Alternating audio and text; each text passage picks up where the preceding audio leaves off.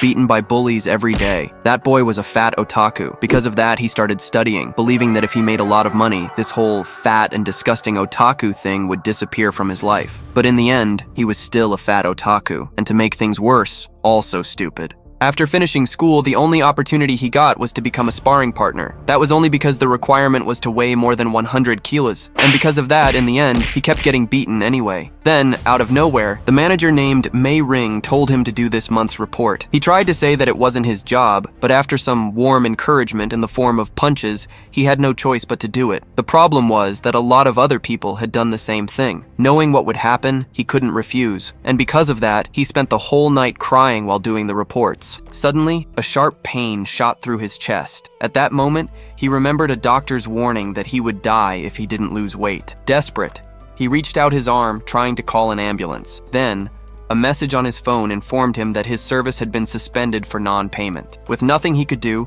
the young man simply accepted that he was going to die right there. Before he passed, he decided he needed to change and couldn't go on like this anymore. After that, he moved the mouse cursor to delete his study materials folder. Once he finished, he laid his head on the desk, finally at peace with himself. His last wish was not to be a fat, disgusting otaku in his next life. However, his finger slipped and accidentally clicked "Send to all" just before a new message appeared. To his surprise, Mei Rengsing seemed impressed to see that Xiao Wu's report was already finished. Meanwhile, the contents of the study folder were being revealed. At that moment, the entire office team reacted in shock to the content that appeared on the conference room screen. Suddenly, his eyes shot wide open. Then he was reborn as a baby and wondered if this was really a new beginning. 20,000 years passed on the Kyushu continent. Then, a young woman was holding his arm while calling his name. With that, Tushan Xiaoyu reminded him of their promise to explore the world together, outside the mountain. Next,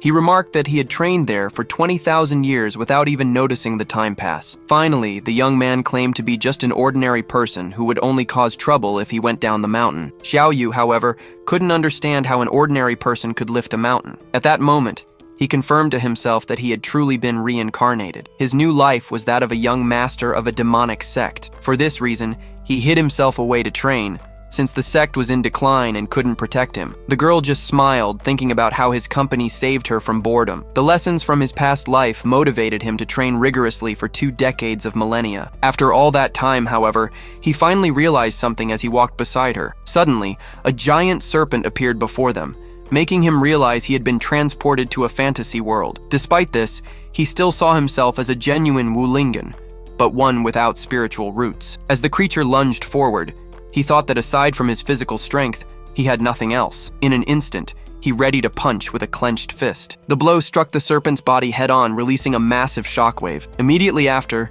the force tore through the creature and cleared a path through the forest. Small debris rained down from the sky as he observed the result. With that, the young man suggested they eat snake meat, and the young woman eagerly agreed. His companion looked at him with admiration, impressed that he had defeated a golden core-level dragon. Suddenly, a voice interrupted them as they prepared to carve the meat. In that instant, a man on a floating sword accused them of stealing the dragon he had been hunting. Instructor Xiao Chunhuo from the Xuantian Academy declared that they were members of the demonic sect. The young man stared back at him, his expression unchanged. He then denied the accusation, wondering how the man had found them. Without a second thought, he bowed down on the ground and began to apologize. The instructor observed the pair, noticing it was just a fox demon and an ordinary person without spiritual roots. Thus, he decided there was no longer any need to waste words on them. Next, he lunged with his sword, using the second style of his technique. As soon as the weapon was launched in his direction,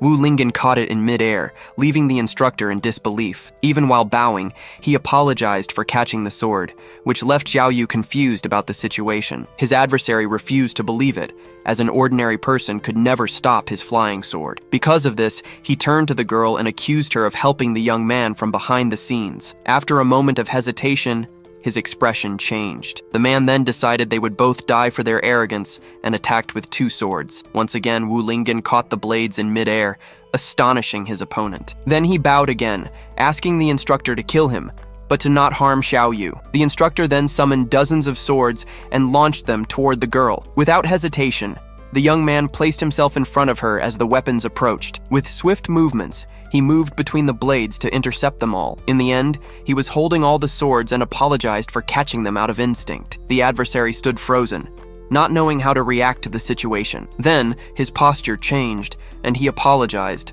calling the young man senior and claiming it was all a misunderstanding. Next, he asked for his swords back so he could leave immediately. At that moment, an attack grazed past his head. A blast of fire shot towards the forest, causing a large explosion in the distance. Wu Lingen then agreed to return the weapons, unable to refuse the request. With that, the instructor looked down at his own body, noticing the damage he had sustained. The young man just turned and said they needed to go back to cook for his father and the others. As they started to walk away, Xiaoyu turned back to the man to speak about what happened. With a dark aura, she threatened him, telling him not to dare mention this to anyone. The terrified instructor agreed repeatedly to her command. Soon after, the young man called for her to leave, and she ran to catch up with him. Alone, the man watched the two of them walk away, carrying the giant serpent. As soon as they were out of sight, he fell to his knees, wondering who those people were. His expression changed, thinking that their happiness wouldn't last long. He then laughed to himself, planning to tell the Academy's old ancestor what happened so the demonic cultivators would pay. So,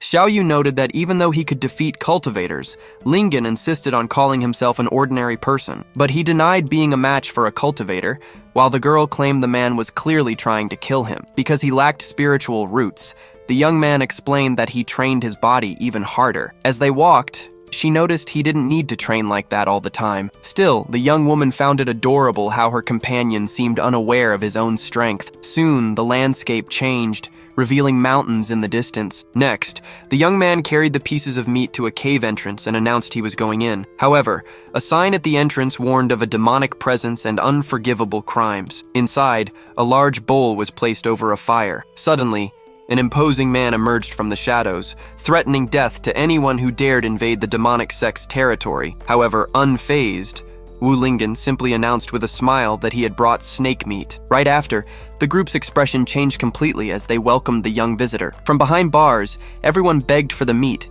saying it smelled great and that they were starving. Then, the young man explained that despite their appearance, these were uncles who cared for him. Even so, the group's leader just turned his face away, dissatisfied. At that moment, Wu Di, the sect's chief, asked if the young man still considered him a father, since he hadn't seen him in 3 hours. But his son explained that hunting and preparing the food had delayed him, though his father retorted that he knew what was happening outside. Next, the elder accused the girl of trying to convince him to go down the mountain again, but the young man denied it. The leader's response was a shout, absolutely refusing the request. The reaction left both the son and Xiaoyu surprised. Even after being sealed for 20 millennia, Wu Di stated he still remembered the cunning of the righteous people. With that, he asked if the young man wanted his own father to bury him, causing the boy to apologize. However, he hesitated for a moment before continuing. Soon after, the patriarch exploded, saying he'd been hearing the same excuses for 20,000 years. His son's attitude left the man completely speechless. Still, Lingen declared that he no longer wanted to stay in the forest, even if it meant being hunted or killed. Then, the other members called him naive, reminding him he was the last of his family and that leaving would be suicide. At that moment, Xiaoyu interrupted the argument to say they had encountered a righteous cultivator. She revealed that her companion defeated him with a single punch, though he tried to say it was just a misunderstanding. Hearing that, Wu Di silently wondered if the young man had really grown so strong, but he still shouted that he was just an ordinary person, with no spiritual roots. He then asked how his son would face stronger cultivators, which made the girl worry. With that, his father warned him not to think himself invincible just for defeating a few enemies. But the young man replied that he never claimed to be invincible and wasn't interested in that. His real goal, he revealed, was to break the seal to rescue them, something he couldn't do in the forest. Then, Wu Di turned to the others and asked if they had told his son, but they all denied it. In that instant, the young man remembered how his father, even while sealed, had always worried about protecting him. Now that he was grown, he declared it was his turn to protect the elder. At that moment, Xiaoyu interrupted the conversation to remind them of something they had forgotten. She explained that since he had no demonic aura, her companion's identity wouldn't be discovered, and the others agreed. Still, Wu Di refused to accept the risk, as any advancement would release his aura and kill him. So the son turned to leave, asking not to be blamed for a decision he had already made. As soon as he turned his back, he heard his father yell for him to stop. Immediately after, an object was thrown in his direction. He caught it in midair, while Xiaoyu also looked at the item. Confused, the young man asked what the object in his hands was. The elder explained it was the qualification for the Xuantian Academy exam, suggesting it as a first destination. Immediately, the group got excited about the news, since the academy was famous for training golden core level cultivators. Then, Xiaoyu questioned the decision, but Wu Di argued that the most dangerous place was also the safest. With that, the young man understood he would find countless cultivation paths there and could find one for himself. Next, he started packing his belongings into a large bundle. Soon, he emerged ready to leave with huge luggage, announcing he was heading to Xuantian Academy. Curious, the young woman asked how the father got the item, but he refused to answer. Then, Wu Di admitted he could no longer protect his son. Therefore, sending him to the academy was the best way to keep him alive, while the young man consulted a map. In secret, the patriarch spoke to the girl about the mystery surrounding Lingen's body. He then asked her, a 9-tailed fox of near emperor level, to protect him. Xiaoyu raised her hand, confirming she understood the seriousness of the matter. She then asked who would bring them food after she and the young man left. In the background, the entire group froze as they realized the situation. Finally, Wu Di shouted for everyone to eat, since that would be their last good meal. Xiaoyu then said goodbye and told him to enjoy the moment. As soon as she turned, he shouted for her to wait, but the girl quickly warned that she wouldn't bring any more food. Then, with a serious expression, the father reminded her that the world was on the brink of collapse. Immediately after, he warned her that the hidden power in Lingen needed to awaken because time was running out. Meanwhile, the scene shifted to the imposing entrance of Xuantian Academy. There, one of the instructors was organizing the line, telling everyone to stay in order and not to cut. The candidates were also instructed to prepare their tokens for the entrance exam. With his luggage, young Wu Lingen observed the place, hoping not to draw anyone's attention. The instructor explained that the tokens had to be inserted into the mouth of a stone lion to detect spies. Right after, he called the first person in line to step forward. The candidate placed the item in the statue, which glowed and validated his entry. With the approval, the young man thanked him and entered the academy. Next, the instructor called for the next candidate in line. In the background, the next participant panicked, wondering if his token was fake and if he would be detected. Suddenly, a scream caught everyone's attention in the line. The examiner announced that a demonic cultivator had been found, as the statue clamped down on a candidate's hand. One of the onlookers explained that the stone lion doesn't let go when it detects an anomaly, frightening the observer. The captured man begged for mercy,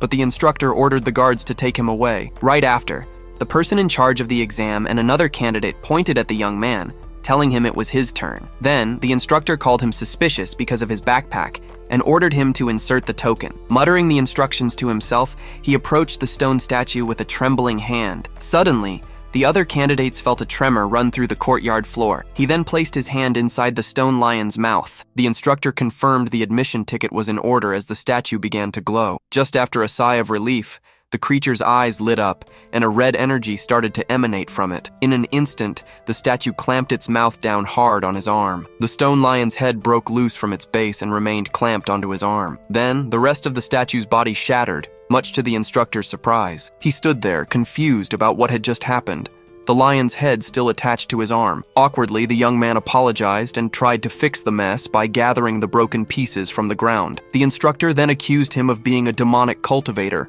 and ordered his immediate arrest. As the guards restrained him, he tried to argue that his admission ticket was valid. The instructor explained that the lion automatically attacks when it senses demonic energy. Only then did the young man realize he had been contaminated by a demonic aura from being around the others. Suddenly, Xiaoyu's voice echoed through the courtyard, ordering everyone to stop. As she appeared, the fox questioned the cultivator's careless actions, while everyone wondered who she was. The instructor then asked why a member of a monster clan was meddling in the academy's affairs. At that, the young woman held Lingen's arm and introduced herself as his guardian. The revelation surprised the other candidates, who commented that the boy must have an important background. Next, Xiaoyu suggested the instructor check the origin of the admission ticket. Looking at the item on the ground, the man recognized it as belonging to the legendary #1 sect in the world. She then explained that the sect was destroyed 20,000 years ago and that Lingen was its sole successor. One of the candidates questioned how the most powerful sect in the world could have been destroyed. Right after,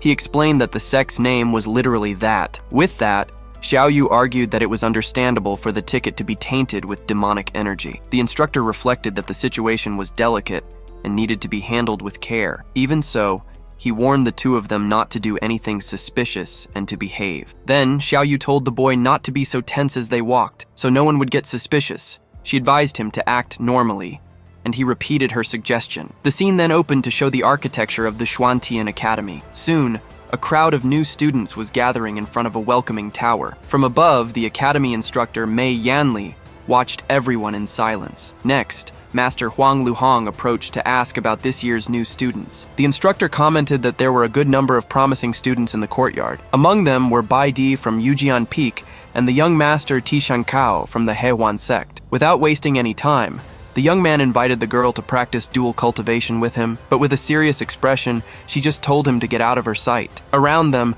others commented that the girl was a super genius, the daughter of the Yujian Peak master. Even so, Bai Di concluded that her father was right, and none of the newbies there were worth her attention. From above, Instructor Mei commented on the quality of the students, but hesitated for a moment. He felt that something strange had mixed in with the group as Wu Lingen tried to act normally. Master Huang laughed, thinking he was just someone trying to show off his newfound strength. Instructor Mei, however, doubted that with such flashy behavior, he would pass the first test. Right after, one of the assistants came running out in a hurry. From the top of the tower, the instructor floated in the air and got everyone's attention, leaving them impressed. Then, Mei Yanli introduced himself as the one in charge of the evaluation and announced the start of the test. He explained that only those who passed all stages would become disciples of the academy. As he watched, young Lingen felt that the instructor's face seemed familiar. At that, the man questioned him directly, asking why he was staring at him like that. Not knowing what to say, the boy just hesitated for a moment. Then he pointed to a loose, shiny thread hanging from the instructor's clothes. Faced with the observation,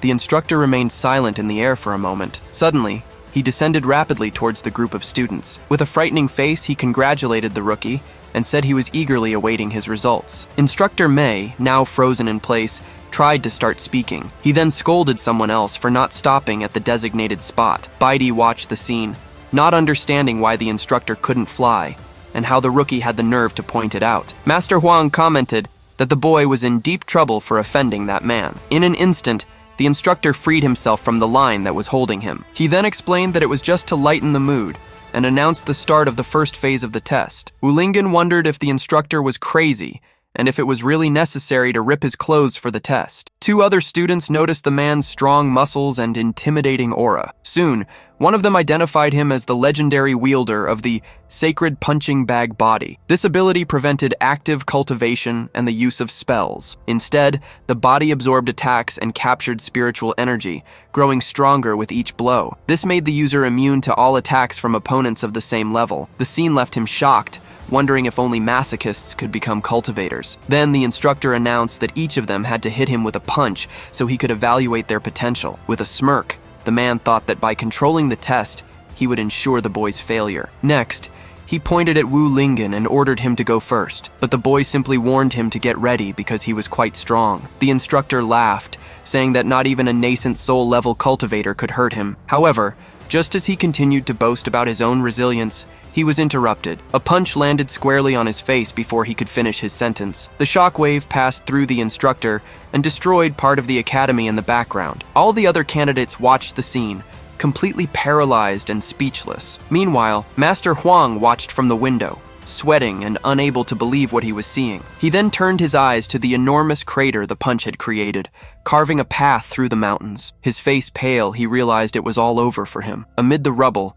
the instructor sat on the ground, smoke rising from his body. With his eyes rolled back and foam at his mouth, the man looked completely unconscious. Not understanding the gravity of the situation, the young man turned to the others and asked if this meant he had passed. In response, the other candidates simply backed away in silence. From the rooftops, a fox leaped nimbly. Sitting down, Xiaoyu watched the scene, noticing how Lingen had already drawn everyone's attention. In the crowd, one of the students wondered how the examiner was affected, since theory suggested otherwise. At that, Bai Di turned to the newcomer and asked how he had managed such a feat. Meanwhile, Master Huang approached the instructor lying on the ground. He quickly assessed that the punch's force was nearly at the level of a late-stage nascent soul. Suddenly, the man's eyes shot open. In an instant, He got up from the ground. He then ran towards the young man with a strange expression. As soon as he reached him, he accused him of a sneak attack to the face while the young man apologized. Then, one of the candidates concluded that the sacred body hadn't resisted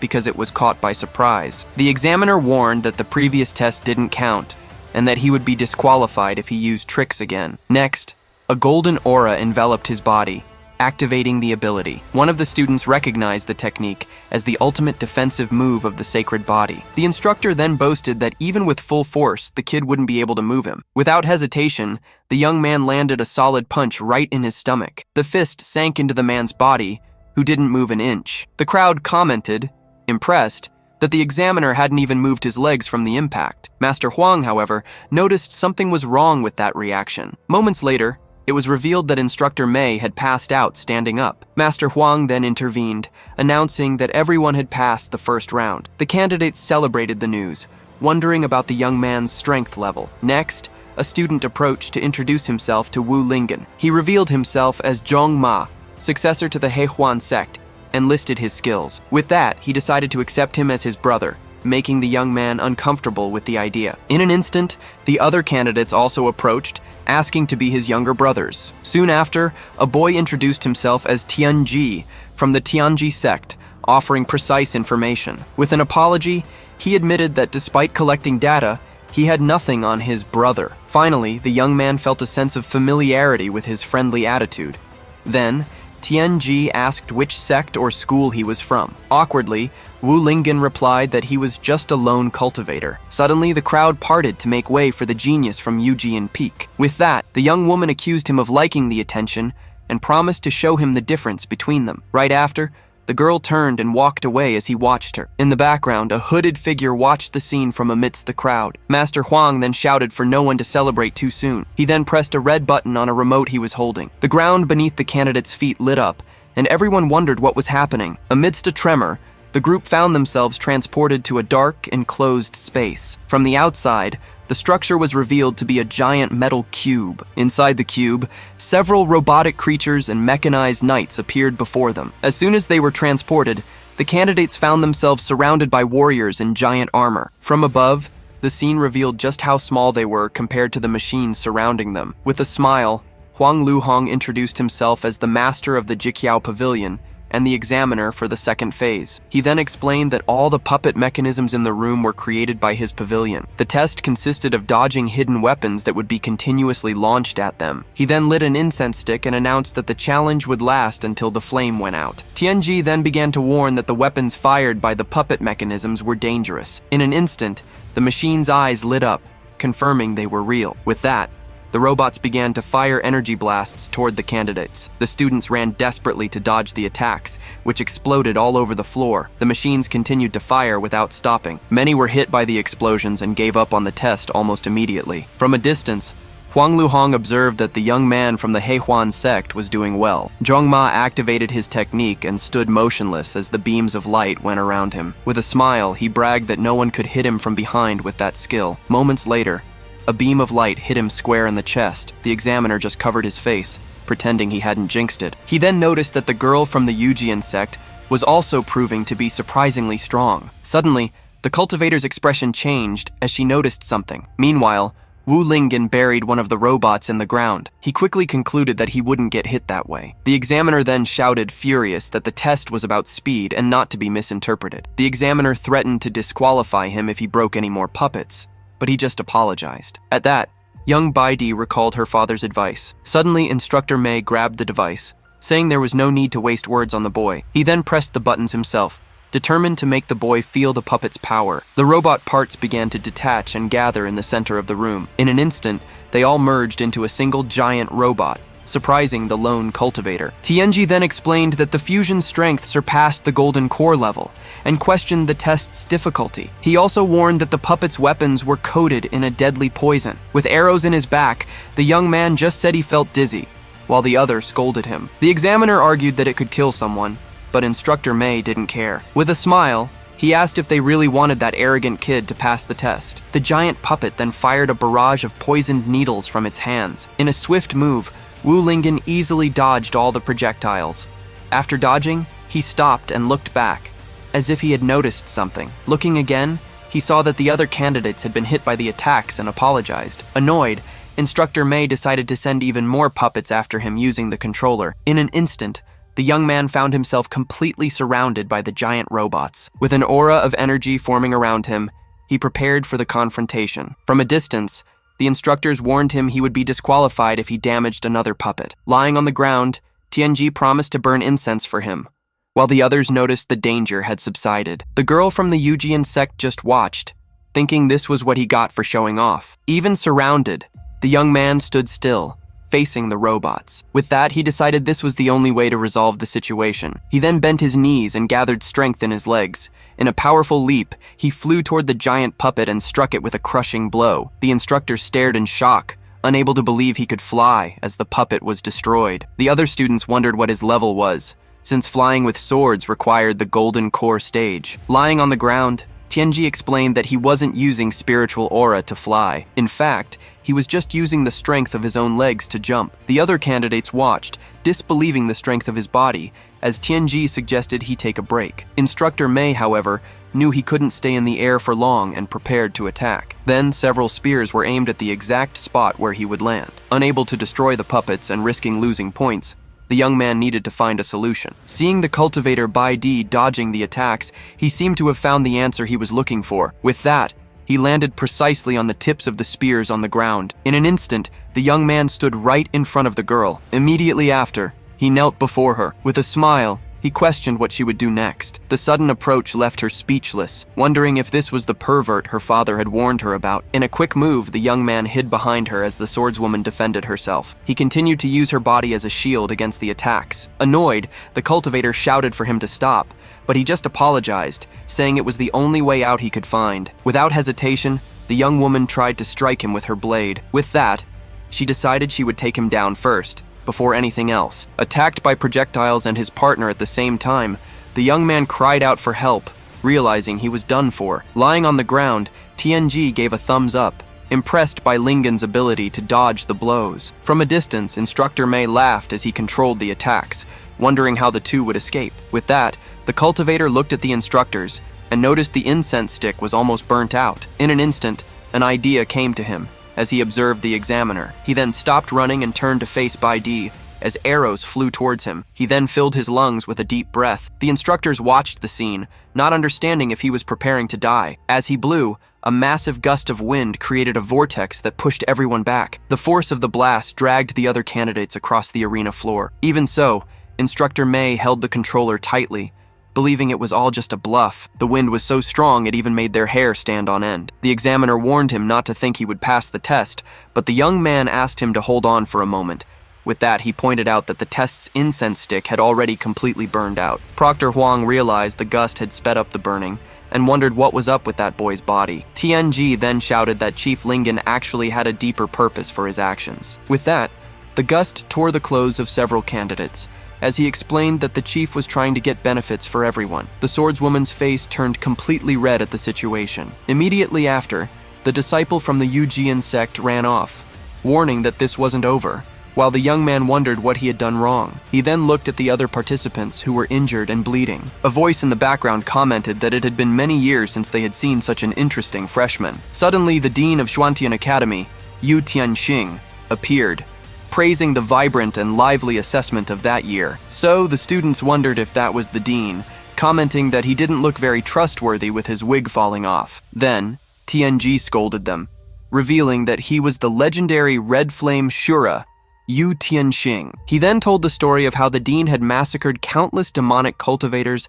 and dyed his hair with their blood. Even so, the other candidates didn't seem very impressed by the story. One of them then asked why his red hair was fake if the legend was true. The dean turned to the young man and asked for his name, and he replied that it was Wu Lingen. From a rooftop, Xiao Yu watched the scene. Worried, the young woman wondered why the dean had appeared so suddenly, and how she could fix the fact that Lingen had offended him. With that, she contacted him mentally, and the young man heard her call. She then instructed him to put the dean's wig back on before he noticed. Instructor May tried to apologize on the boy's behalf, asking his superior for magnanimity. The dean, however, retorted, questioning the instructor's own lack of skill. Meanwhile, the wig continued to slip from the master's head. In an instant, the young man prepared to act. With a swift movement, He leaped up and placed the wig back on the dean's head. The elder was impressed by the speed of the movement, which was almost imperceptible. With a smile, the cultivator said he had just picked up something the dean had dropped, and that no thanks were needed. Instructor Mei tried to get Dean Yu's attention to warn him. Suddenly, the dean appeared with several darts stuck in his head. From the roof,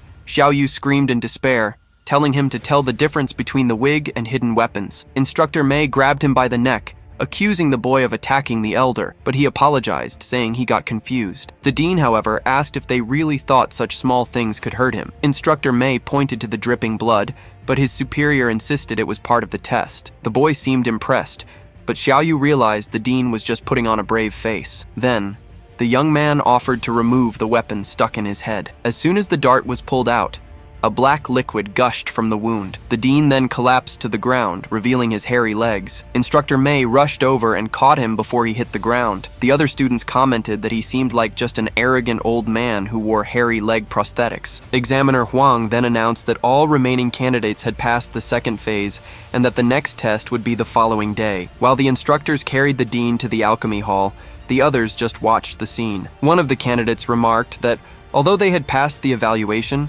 something felt strange. Suddenly, one of them remembered something important as he found himself surrounded by the puppets. They all shouted at once, asking Master Huang why he hadn't deactivated the mechanical puppets. From a distance, Instructor Mei watched the chaos in the courtyard, while Lingen remained safe. Hidden, Instructor Xiao Chunhuo thought that he hadn't expected the boy to just hand himself over like that. Later, the students lamented, saying they were almost shot to death during the test. Thus, the scene shifted to the student dormitories at night. There, Xiao Yu found him training and asked why he wasn't resting, but the young man said he needed to pass the test. She then agreed that the next assessment was crucial for obtaining more training resources. Still, the young woman reminded him that balancing work and rest was also important. With that, she offered to help him unblock his meridians, but her expression made him suspicious. The girl just praised him for being ambitious and moved closer. Suddenly, she tripped on a stone by the door. In a swift move, the cultivator caught her and told her to be careful. To herself, Xiao Yu celebrated that her plan had worked perfectly. Outside, Bai Di stood still near a wall. With that, she promised herself that she would make Wu Lingen pay for what happened. Suddenly, a noise startled her. Soon, she turned toward the sound, which was coming from his room. Her expression changed as she tried to understand the scene. Through the window, the girl saw Wu Lingen's silhouette and wondered what he was doing in there. So, she tried to convince herself it was a mistake, since the boy had just arrived at the academy. With that, she decided to calm down to get a clearer view of the scene. Looking again, the silhouette in the window seemed to confirm her suspicions. In reality, he was just training with his jump rope, which his uncles had luckily found. Meanwhile, Xiao Yu lamented spilling the red flower wine used to treat injuries. She then bent down with a cloth to start cleaning the puddle on the floor. As she stepped on the liquid, the young woman slipped and suddenly fell. Outside, Bai Di prepared to break into the room, determined to save the girl. Suddenly, a frightening silhouette appeared in the window, making her scream in terror. Soon, she covered her face, believing it was too late to do anything. Inside the room, the cultivator asked if Xiao Yu was okay, but she just said she had fallen. With that, she lamented that her clothes were stained with the red liquid. The scene made him awkward, causing him to look away. He then offered to help her find clean clothes and turned to the closet. Suddenly, the bedroom door was kicked open. Sword in hand, Bai Di called him a murderous demon and ordered him to surrender. At that moment, the scene showed the young man handing a towel to Xiao Yu, who was kneeling on the floor. Upon entering, the girl accused him of desecrating the body, while the other wondered how she had become a corpse. The young man couldn't understand why he was being called a murderous demon. He then wondered if she had discovered his identity, but he dismissed the thought immediately. Despite his attempt to explain, Bai Di refused to listen and prepared to attack. Soon, she activated her sword technique, and an energy aura formed around her. The young woman then initiated her 10,000 swords attack. With no other choice, he decided he would have to offend her to defend himself. With that, he moved at high speed, dodging the energy blades. The speed of the movement surprised him for a moment. Bai Di then warned him not to think that was all she had. She then prepared her celestial sword-piercing strike. A massive energy beam shot toward him. To defend himself, he countered the attack with a direct punch. His opponent couldn't believe he had shattered her key sword with just his body. Suddenly, she felt a presence appear right behind her. In an instant, she was hit on the back of the neck with a hand strike to erase her memory. With that, she fell to the floor completely unconscious, her sword rolling to the side. Sitting on the floor, the cultivator apologized, explaining it was the only way to not reveal his identity. The technique consisted of infusing power into the palm of his hand and directing it to the opponent's brain. As a result, the blow left her completely stunned on the floor. Soon after, he said they needed to get her back quickly before anyone found them there. Then, the young man carried her on his shoulders out of the room. Under the moonlight, he ran across the academy's rooftops with the girl. As he moved, he looked for the right place where he should have left her. Suddenly, the swordswoman began to wake up, wondering what was wrong with her. Without hesitation, he struck her again with the same memory-erasing blow. With a sigh, he thought that he had almost been exposed. Still, something continued to worry him. As he carried her through the academy streets, he wondered where this woman lived. The situation left him completely lost, not knowing what to do next. Hidden Tianji watched the scene, trying to understand the relationship between Lingen and Bai Di. Although he pushed the door to one of the rooms, he soon opened it completely. After that, the young man laid her down on the bed. Since the room seemed unoccupied, he assumed she was staying there. But suddenly, the young woman began to wake up, wondering what was happening. However, without hesitating, he struck her again with the blow to erase her memory. As she fainted, the stranger apologized for not being able to reveal his identity. He then began to worry if the repeated use of the technique might have scrambled her memories. Even though he felt guilty, he knew it was better than having his family exterminated. Looking around, he was surprised by how messy the girl's room was. He then noticed the footprints he had left on the floor. So, determined not to leave any traces, he grabbed a mop to clean the area. Plus, while he was cleaning, he decided he might as well tidy up her room. But then, the scene shifted to a gazebo in the middle of a forest at night. At that moment, a hooded figure ordered whoever was there to stop hiding. Then, as the young Xiao Chunhuo emerged, the stranger praised him for finding him so well hidden. The figure then boasted, saying that nothing escaped his eyes. With that, the young man explained that he needed his help to deal with a new student. The hooded man, however, questioned why he should help him. In return, the instructor promised his full support in the selection of the next family head. Soon after, the figure stood up and asked for the target's identity. The request was answered with the revelation that it was Wu Lingen. Upon hearing the name, the man remembered the arrogant boy from the test. The instructor then proposed rigging the selection so he could kill the boy accidentally. The hooded figure agreed to the plan, but reminded him not to forget his promise. Just as the figure turned to leave, young Master Xiao called him back. Shortly after, he asked for help with one more problem. In the water, a giant aquatic serpent was coiled around his leg, trapping him. Desperate, he begged to be saved first, which left his ally incredulous at the situation. With no other choice, the man decided to intervene. With a swift move, he drew his weapon and slashed the creature with a blast of energy. He then ran and leaped, finishing the attack with a powerful cut. With the creature defeated, the hooded figure announced that it was all over. But suddenly, Xiao Chunhuo fell from the sky, screaming through the trees. In an instant, the man caught him in his arms before he hit the ground. The instructor praised the strength of the Xiao family's genius, but the young man just told him to get off. With that, the figure dropped him headfirst into the water and walked away. Soon after, the spirit of Master Dan appeared, and the hooded man warned him that Wu Lingen was not so simple. The master agreed, admitting that the power the young man demonstrated would be a challenge even for him in his prime. Still, the man boasted, claiming that no one in this world could defeat him. He then revealed that he was a time traveler named Xiao Huohuo. In his original life, he was just an ordinary student on Blue Star. After a traffic accident, he ended up transmigrating to the world of cultivation. He then became a seemingly insignificant young master of the Xiao family. One day, while tending to the cattle, he tripped and fell into dung. It was at that moment he found the ring that housed Master Dan, starting his journey to power. With a protagonist backstory like that, he felt confident that all his opponents were just stepping stones on his path. Furthermore, Huohuo claimed that even with no hard feelings, it was Wu Lingen's destiny to be defeated by him. Meanwhile, somewhere else, the young man suddenly sneezed, not understanding why. After finishing his cleaning, he decided the room was tidy and it was time to leave. With that, he opened the wooden door. After saying his farewell, he left, while Bai Di continued to sleep. Standing in front of his own room, the traveler noticed something was off. As soon as he entered, he realized someone had been there. He then found Bai Di lying unconscious on his bed. For a moment, he just watched the sleeping girl, but in an instant, he panicked, realizing a female cultivator had invaded his room. As he approaches the bed, Xiao Huohuo watches Bai Di turn in her sleep. The young woman's fame as a goddess of the new generation comes to his mind, and he finds himself admiring her even as she sleeps. Then, the young man scolds himself, telling himself this is no time for distractions. With a renewed focus, he turns toward a piece of furniture in the room. He starts to analyze the situation, wondering why a girl would be tidying his room and lying on his bed. Therefore, only one conclusion comes to mind: she must like him. The memory of comics from his past life makes him believe that as a protagonist, it's his destiny to have a heroine in love with him. As he looks at the sleeping girl, he wonders if Bai Di could be his destined heroine. Shortly after, his expression changes when he notices that despite everything, the girl still hasn't woken up. At that moment, Master Dan appears and reveals that her consciousness is damaged, which is why she can't wake up. Xiao Huohuo then assumes Bai Di used so much energy cleaning his room that she passed out, earning him a scolding from Master Dan. Unfazed, the young man leans over the bed, confident he can help using first aid knowledge from his past life. He then positions himself in front of the bed and prepares to begin the procedure. Just then, the girl on the bed lets out a soft murmur. Slowly, her eyes open, and she wonders what's happening to her body. At the same time, the young master leans over the girl, his lips ready for a kiss. Suddenly,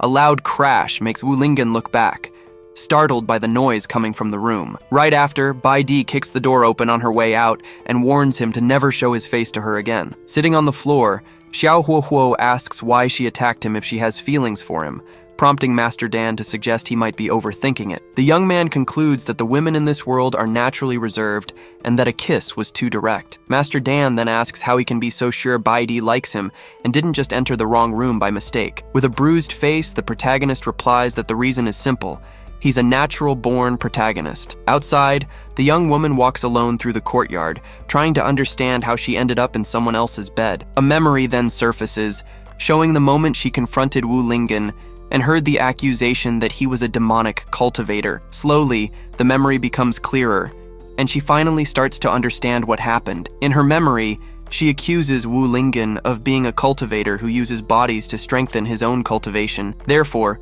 Bai Di realizes she's discovered a huge secret, and that the person in the room was likely Wu Linggen's accomplice. With a determined smile, she swears she'll find proof that a thief has infiltrated the Xuantian Academy. At that moment, her voice echoes through the night, screaming Wu Linggen's name like a promise of revenge. The shout wakes up two female students who recognize Bai Di's voice and wonder what could have happened between her and Wu Linggen. The next day, on the presentation stage, all the students had already gathered for the evaluation. As they waited, some began to complain that the evaluation hadn't started yet and that no instructors had shown up. Far away, Wu Linggen continued his intense training, determined to push himself even harder. When Tushan Xiaoyu tried to calm him down about the test, he replied that he couldn't afford to relax. In the middle of the crowd, Bai Di watched the scene and criticized Wu Linggen for still showing off. Other students noticed her reaction, remembering that Bai Di had shouted Wu Linggen's name the night before, and wondered what happened. With a smile, Tianji approached and hinted that none of them knew the real story behind the incident. Shortly after, he began to explain that the relationship between the two was deeper, preparing to tell what he saw last night. Before he could continue, a blade was pressed against his neck, cutting the gossip short. Right after, Xiao Huohuo appeared from behind and threatened him not to slander Bai Di, making the boy agree immediately. With the warning given, he walked away, leaving Tianji on the ground. The crowd commented on his sudden reaction, assuming he was just a huge fan of Bai Di. Ignoring the comments, Xiao Huohuo reinforced to himself that she was his destined heroine, while Master Dan simply observed his confidence. Suddenly, an authoritative shout demanding silence echoed throughout the presentation area. With the arrival of Mei Rengxing, all the students, including Wu Linggen, turned towards the stage. Next, instructors Mei Yanli, Yu Tianxing, and Huang Luhong went on stage, and the third evaluation was announced. Mei Yanli explained that this round would be a real combat test. Their performance would determine which class each student would be assigned to. After that, she announced that Dean Yu Tianxing would personally evaluate the entire process. Next to Wu Linggen, Tushan Xiaoyu commented that the dean seemed to have changed his wig, but was reprimanded to keep his voice down. The dean seemed to notice the whisper, but just confirmed that he understood the instructions. Then, one of the instructors pressed a button and announced that the third round would be a combat test in which candidates had to draw their numbers. With that, the students formed a line in front of a penguin-shaped machine to get their numbers. Wu Linggen watched the others approach as he waited for his turn in line. When his turn came, he put his hand inside the machine's opening to draw a number. Seeing the perfect opportunity, Mei Yanli took the chance to throw a piece of metal with paper attached toward the boy. Not understanding what had just happened, he looked at his hand. In his palm, The paper with the number 38 was torn and attached to a sharp piece of metal. From a distance, Mei Yanli watches the scene with a satisfied smile. Shortly after, he turns to Xiao Huohuo and confirms he made the target pick the rigged number. The instructor boasts about his skill but is interrupted by a bloody cough. The hooded young man advises him to stop talking. Then, Xiao Huohuo shows his own number, 36, and asks if the plan went wrong since he's not in the same group as the boy. With an air of superiority, the hooded figure claims he didn't understand the real strategy. Mei Yanli explains that Wu Linggen seems to have some cultivation technique, so he preferred to have someone else test his skills first. Just then, the young man notices a large shadow approaching and turns to face his opponent. A giant man with the number 37 appears before him and advises him to give up, calling him weak. In the crowd, Tianji and other students are surprised by Linggen's first opponent, commenting that he doesn't look like an easy fight. Soon, Tianji reveals that the opponent is Wang Tieju, a famous assassin known for never leaving witnesses. Standing before Wu Linggen, the man reveals he watched his 2 previous assessments. With disdain, he calls him trash who relies only on a bit of natural strength. Wang Tieju then boasts about being at the peak of qi refinement and slaps the boy's face, provoking Tushan Xiaoyu's wrath. While trying to calm his friend,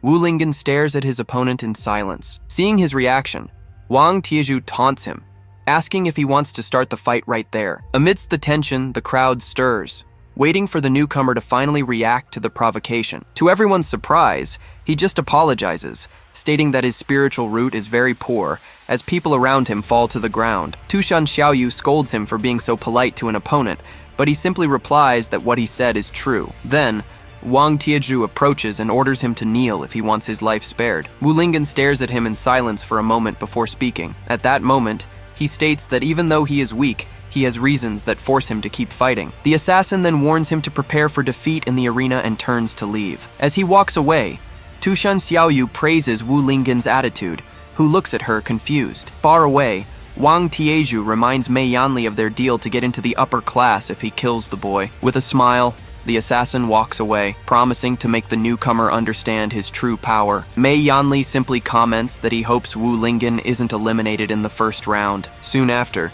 Mei Rengxing announces the end of the drawing and summons the freshmen for the first fight to the arena. The first to be announced is number 1 Bai Di, to the crowd's delight. Next, number 2, Zhang Ma, enters the arena and proposes dual cultivation, angering the crowd. As everyone threw objects, Zhang Ma dodged confidently, warning that attacks from behind didn't work on him. A moment later, he was hit squarely on the head, completely breaking his stance. The food was deflected, but ended up hitting instructor Mei Rengxing, who was covered in it while Zhang Ma apologized. From a distance, Xiao Huohuo and Mei Yanli just watched the chaos unfold in the arena. With a serious look, the hooded young man stated he would remember Zhang Ma's name for coveting the woman who was his. Mei Yanli asked how he got close to her so quickly, to which the mysterious youth replied it was the effect of his protagonist's aura. To end the mess, Dean Yu Tianxing coughed and ordered the match to begin immediately. So, the instructor let go of Zhang Ma, who was still covered in the remnants of the crowd's food. Standing on the other side of the arena, Bai Di simply commented that this was exactly what she wanted. Therefore, Zhang Ma declared he would show his true skills to finally win her over. Then, he prepared to execute one of his most powerful techniques. Using Shadow Clone, he created multiple copies of himself which spread across the arena. Tianji explained that the technique created clones with fast movements, but Wu Linggen didn't seem impressed. Surrounding his opponent, the clones taunted her, saying she would never win if she couldn't find the real body. Bai Di just watched in silence for a moment, and suddenly all the clones vanished, leaving only Zhang Ma's legs in the middle of the arena. With a swift move, the young woman lands a direct kick on her opponent, who asks if she thinks he's an idiot. At that moment, he writhes in pain and accuses her of using a despicable and low blow. With a smile, the young man begins to reveal that not everything is as it seems. Soon after, Zhang Ma reveals a metal protective plate, explaining that because he had harassed others, he was already prepared for this kind of attack. Seeing that his kindness was refused, he decides he will no longer be merciful and begins to gather energy in his hands. As the energy sphere is launched toward Bai Di, he has to dodge the swift attacks from her clones. In the audience, Wu Linggen asks why he didn't just launch the chi sphere directly to attack. To this, Tianji explains that a cultivator's level determines the distance and power of their chi, and that just condensing it is already an impressive feat. Hearing the explanation, Lingen reflects on how strong his father and Tushan Xiaoyu truly are. In the arena, Bai Di manages to dodge all the blows and asks if that's all he has to show. With a wave of his hand, Zhang Ma declares that this farce must end. Warning her not to underestimate him, he prepares to redirect the attack against her. He quickly jumps back to get some distance. With a victorious smile, he boasts about his control over the Qi sphere. Finally, he claims his skill surpasses her imagination and launches the attack directly. With her agility, she manages to dodge his attack. The cultivator regains her composure and begins to evade the spheres with swift movements. The instructors comment on the Heihuan sect's unique ability to manipulate spiritual energy released outside the body. One of the students explains to Wu Lingen that the technique uses energy threads to control larger attacks, which leaves him impressed. Back in the arena, Bai Di faces the approaching energy sphere with a determined look. Then, she draws her sword, irritated at being forced to use it against such a despicable opponent. With a single motion, she declares it a disgrace and slices the energy sphere in half. The impact of the slash shoots forward in a straight line, hitting her adversary head-on. Suddenly, Zhang Ma's protective metal plate shatters, leaving him completely shocked. Shortly after, he falls to his knees, impressed that she destroyed his attack and even more convinced she's the right woman for him. With the impact, the young man faints and collapses onto the arena floor, defeated. Wu Lingen watches the scene, confused about how the energy was being controlled. Instructor Mei Rengsing then announces that Zhang Ma has lost the ability to fight and declares Bai Di the winner. While the crowd celebrates the victory for Yujian Peak, the swordswoman remains standing in the center of the arena. Next to Tushan Xiaoyu, the young man wonders if this is what battles between cultivators are like. Suddenly, a girl appears, holding a giant chicken leg. At the sound, Lingen turns to see what happened. The pink-haired girl then recognizes Bai Di, expressing her admiration for the #1 cultivator of the new generation. Soon after, she comments that she'd also like to be that strong one day. The newcomer approaches Wu Lingen, who is surprised by her height. She accidentally bumps into Tushan Xiaoyu, who is shocked by the impact. In that instant, the fox assumes this is the kind of thing that pleases Lingen. The pink-haired girl notices the young man's gaze and deduces that he's craving a bite. Seeing everyone's reaction, she offers him the meat and asks if he isn't craving something else. Even while scolding himself, Wu Lingen admits he's hungry from training and accepts the chicken leg. Tushan Xiaoyu panics, not knowing what to do when she realizes he actually wanted the food. She can't believe a stranger understood Lingen's desires better than she did. Meanwhile, the instructor orders Zhang Ma to be removed from the arena so the next contestants can prepare. With his mouth full, Wu Lingen asks the name of the girl who fed him. With a smile, she introduces herself as Murong Chan, a student who joined the academy last year. Tushan Xiaoyu questions her about being a senior, but the young woman replies that's not quite it as she hides behind the meat. Soon after, Murong Chan explains that she's actually repeating the year due to low grades and came to take the placement exam. While eating, she reveals she could be expelled if her results are poor, making Wu Lingen notice she doesn't seem that nervous. Shortly after, Tianji approaches to share a piece of information they might not know. He reveals that Senior Murong comes from a famous family of alchemists, revered throughout all 9 provinces. Consequently, he says she developed a technique that turns alchemical ingredients into food without affecting their effects. Hearing that, Wu Lingen realizes the meat he just ate was actually a spirit pill. At that moment, he feels ashamed for having consumed something so valuable, but Murong Chan reassures him. She explains that she simply can't stand to see someone go hungry. Her kindness leaves Wu Lingen and Tushan Xiaoyu speechless. Moved, he calls her an angel, while the fox beside him grumbles that it's not that big of a deal. Suddenly, a crowd of admirers runs past them, clearing a path for the young prodigy. At that moment, Bai Di approaches with a focused gaze, ignoring the commotion around her. Without hesitation, Murong Chan goes up to her and, with admiration, asks for an autograph. While she waits anxiously, Bai Di just stares at her coldly, leaving Wu Lingen and his guardian in silence. The #1 refuses the request, but advises him to be careful when choosing his friends. She then turns to Wu Lingen and promises she will find out the truth about what he did the previous night. As she walks away, the crowd begins to speculate if what Tianji said about their relationship was true. Because of this, Murong Chan asks if he's really close to Bai Di, but the young man replies that he barely knows her. Ignoring his answer, she grabs his hand and asks him to introduce them,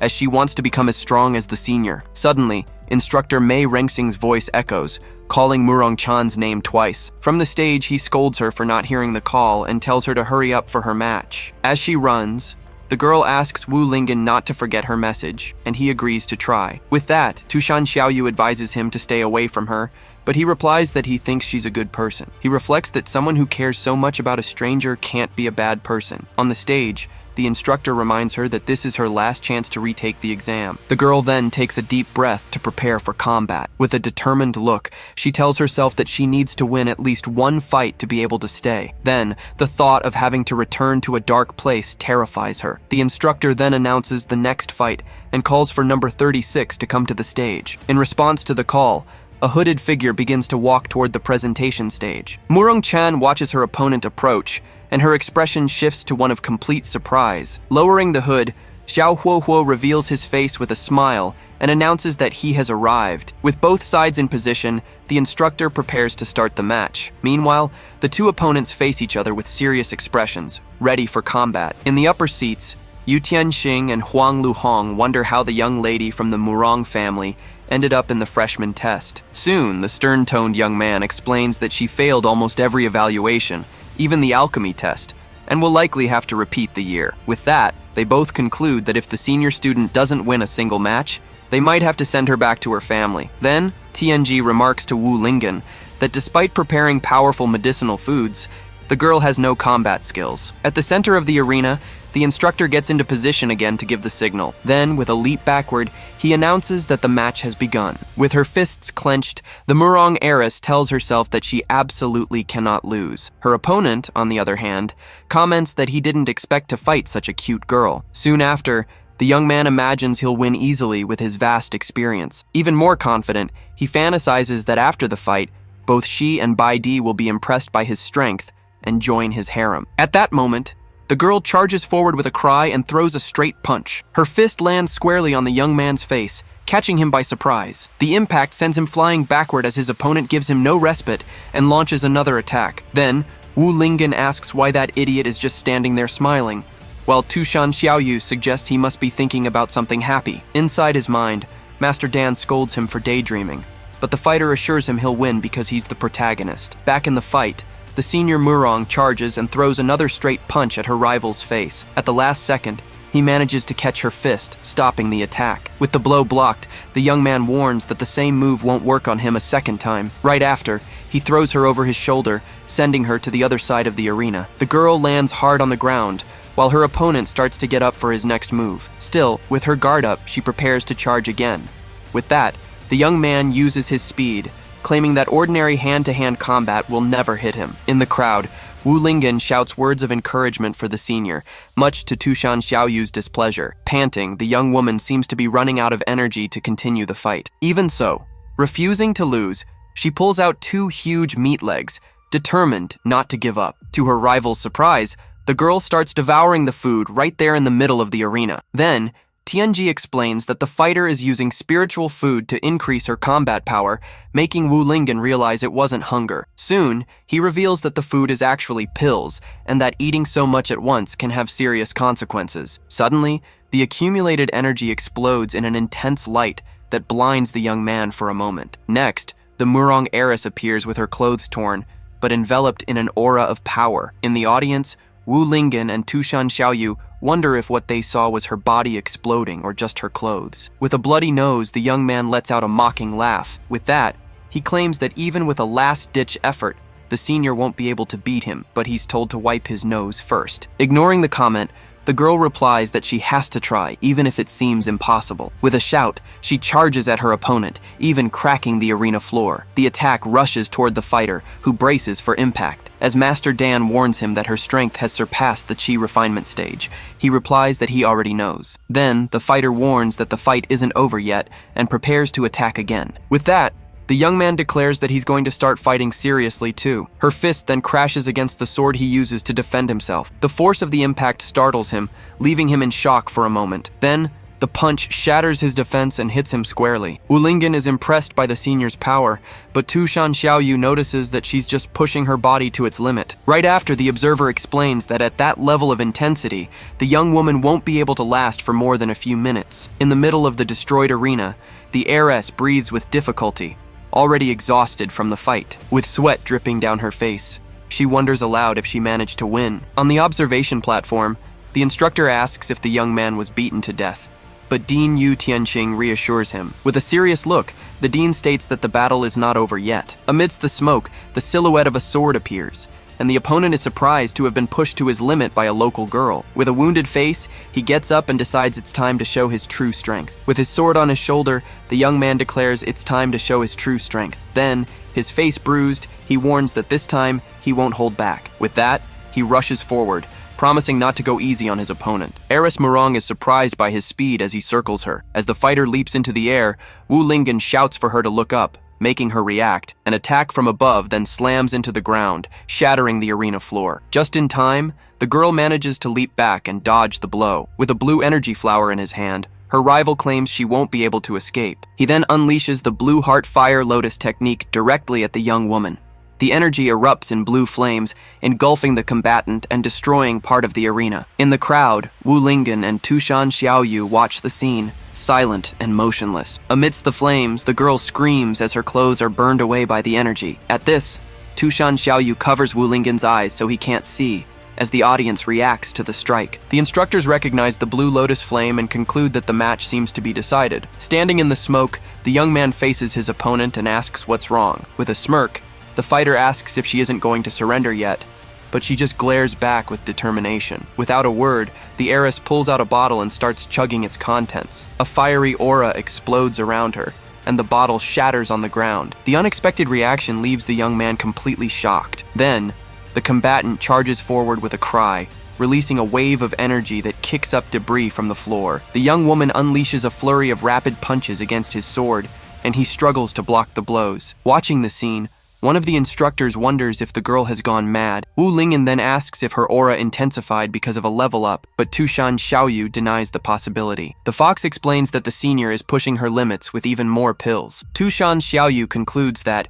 at this moment, the young woman is literally burning her own life force. Even while injured, the fighter continues her assault, repeatedly screaming that she can't lose. Seeing his opponent's stubbornness, the young man warns that he won't hold back any longer. With a new move, he traps her inside a giant blue lotus, which explodes and sends her flying. As soon as he lands, the fighter prepares to end the match. Seeing the danger, Instructor Mei Rengsing shouts for the match to be stopped immediately. Ignoring the warning, the young man unleashes his Blue Lotus whirlwind attack on the heiress. The instructor screams for them to stop the match, yelling that it's already over. With a panicked look, Mei Rengsing realizes it's too late to intervene. Lying on the ground, the girl wonders if this is really the end for her. Then a memory surfaces, showing a relative destroying her food and scolding her for dishonoring the family with useless recipes. In her memory, the young woman asks why the Murong family can't break free from the shackles of alchemy, since her food has the same effect as pills. However, the only answer she gets is a slap,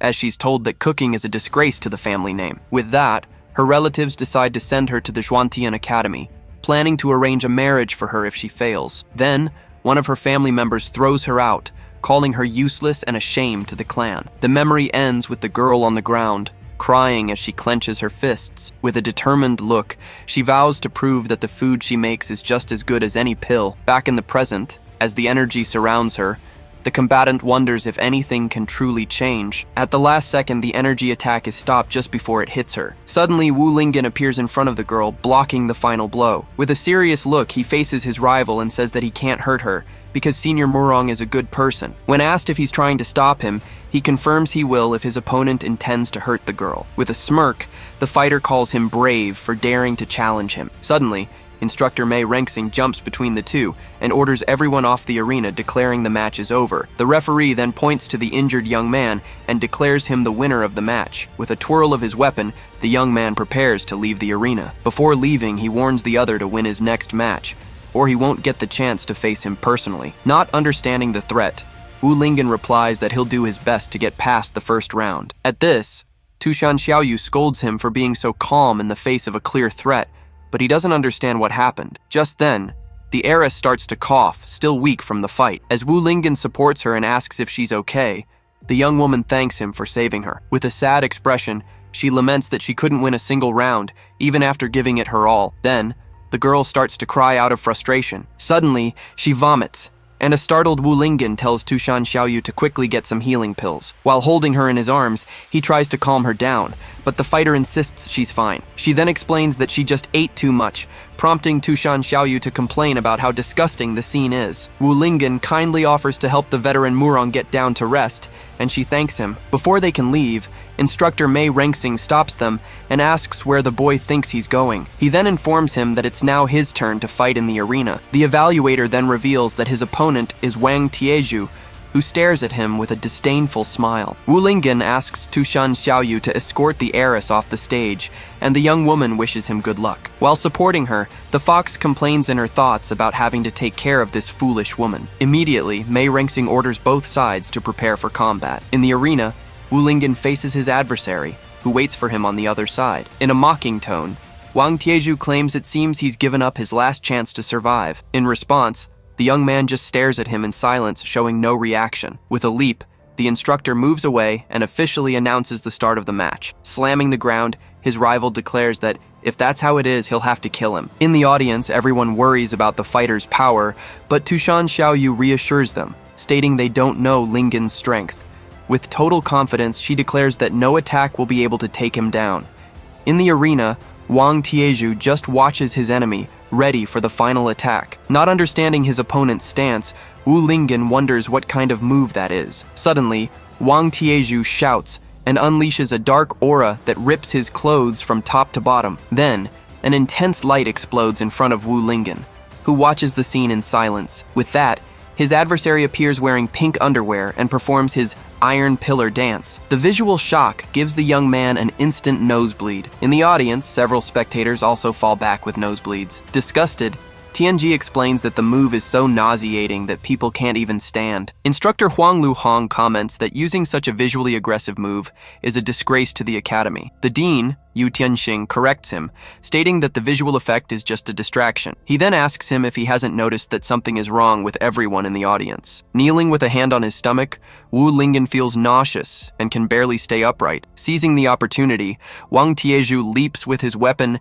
and yells for him to die. The pillar hits the ground hard, kicking up a cloud of dust and debris. Even weakened, Wu Lingyan manages to jump away and dodge the attack. With a growl, Wang Tieju prepares to attack again, giving him no chance to escape. With a spinning motion, the rival performs his whirlwind iron pillar dance around Wu Lingyan. In the audience, the spectators can't take it anymore, covering their eyes and vomiting from nausea. Next to Tushan Xiaoyu, the heiress suddenly seems to understand what's happening. She then explains that the disgusting display is just a distraction for the real trick, the toxic smoke released by the iron pillar. With a victorious smile, Wang Tieju boasts that the entire arena is now covered in his poisonous smoke. Feeling the effects of the poison, the young man covers his mouth, trying to resist. Meanwhile, Tushan Xiaoyu accuses him of being despicable for secretly using poison. In response, the assassin states that on a stage of life and death, all means are fair. From a distance, Mei Yanli watches with satisfaction, praising the hired fighter's performance. Beside him,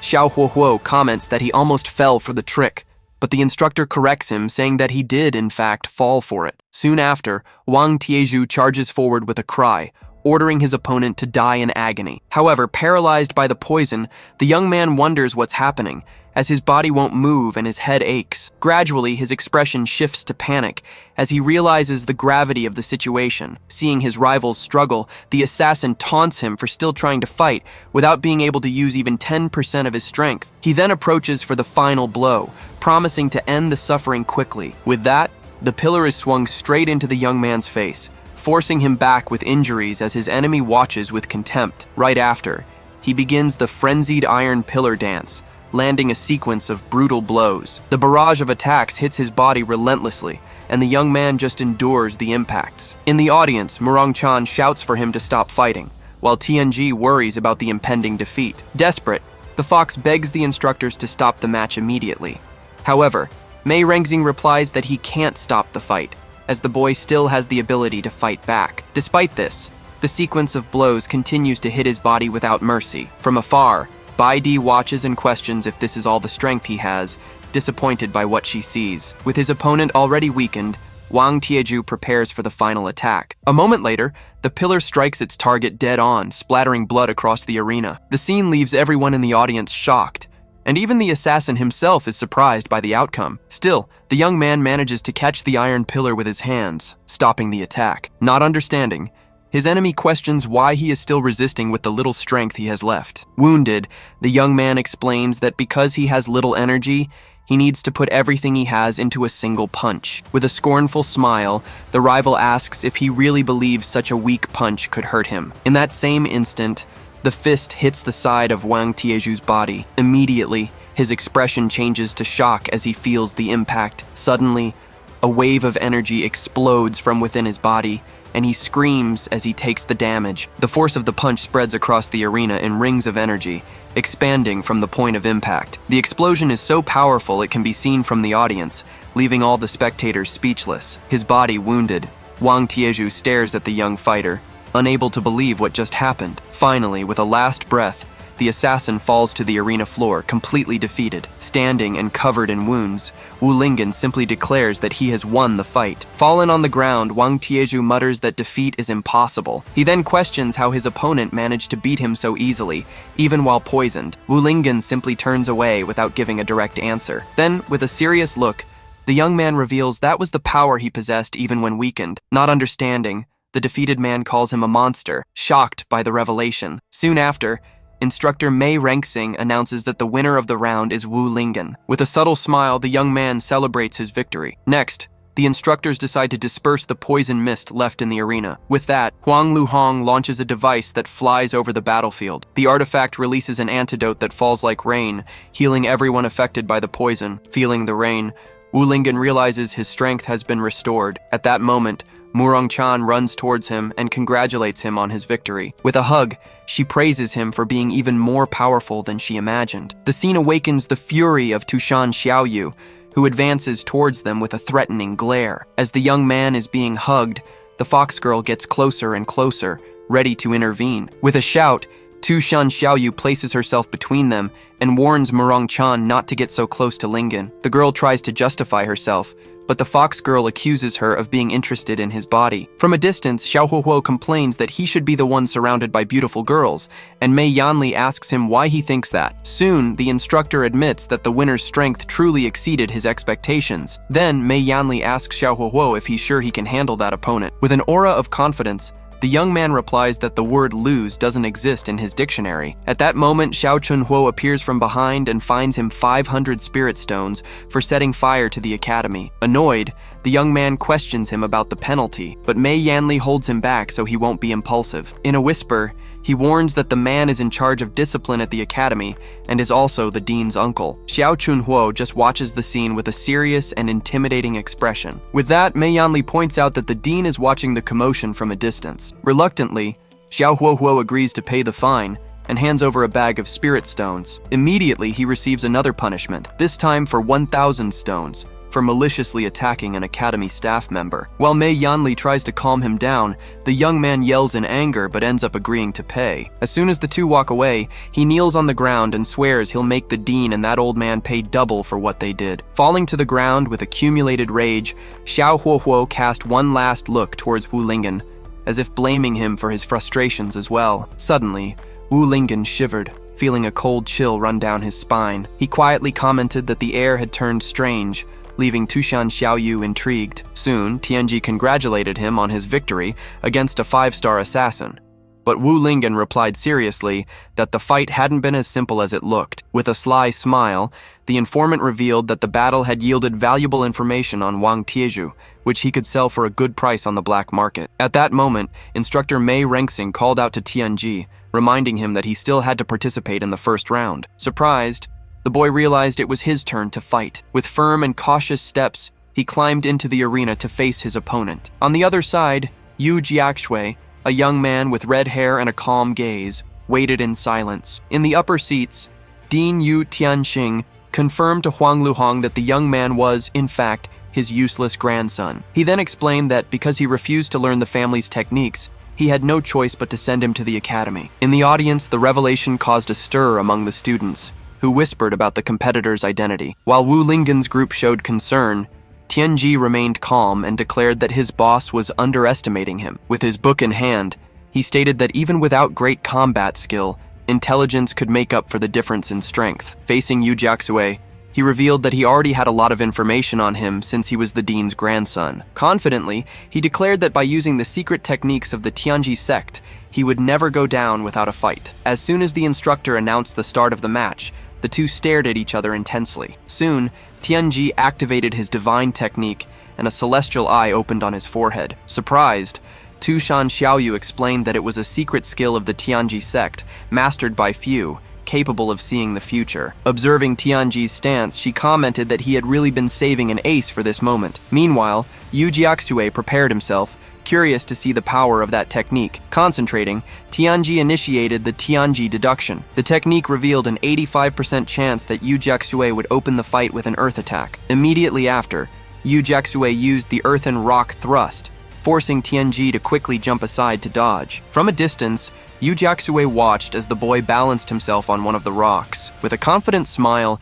Tianji stated that he had already calculated that attack and therefore wouldn't be hit. Impressed by his precision, Wu Lingen commented on the boy's movements, and Tushan Xiaoyu confirmed it was the effect of the technique. She explained that the celestial eye allowed Tianji to access the divine thoughts of the Tianji ancestor, as if he were possessed. In that same instant, a powerful aura appeared behind him, revealing the imposing image of an ancestral spirit. As the young warrior prepared to attack, a red aura began to envelop her hands. With that, Tianji's technique revealed a 90% chance of an earth-based attack combined with martial arts. Next, the girl charged forward at high speed, using the Shining Trail technique to close in on her opponent. Without panicking, the young man simply raised his hand to the exact position his premonition had indicated. As the enemy's fist drew near, he managed to block the attack with precision. Despite the block, the full force of the impact struck him squarely in the face.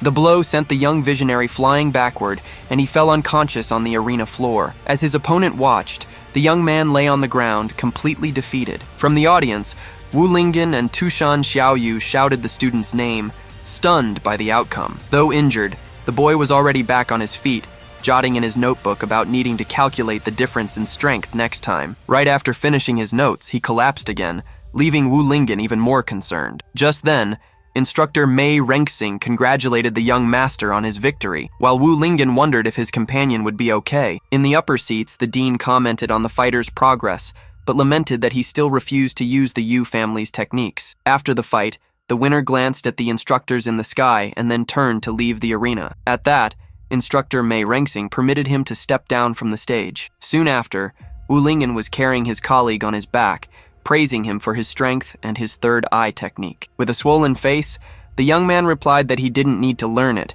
but Wu Lingen lamented his own lack of aptitude for such a skill. At that moment, Instructor Mei Renxing announced that the second round would be randomly arranged and that the called students should come to the stage. From the upper seats, the dean and instructor Huang Luhong questioned the decision to select opponents randomly. Elsewhere, Xiao Huohuo worried he wouldn't get to face Wu Lingen, but Mei Yanli reassured him. With a smile, the instructor revealed that Wu Lingen had offended more people than just the two of them. Immediately after, Mei Renxing crumpled a piece of paper in his hand and announced that the first match was set. In front of the drawing machine, he unfolded the papers to reveal the competitors' names, and so, the fight would be between Wu Lingen and Xiao Huohuo, who smiled confidently. However, Tushan Xiaoyu and Murong Chan questioned how this was possible if the selection was random, but Wu Lingen claimed he hadn't heard anything about it. The instructor immediately defended himself, asking how they could possibly rig the results to target new disciples. Right after, Xiao Huohuo spoke up,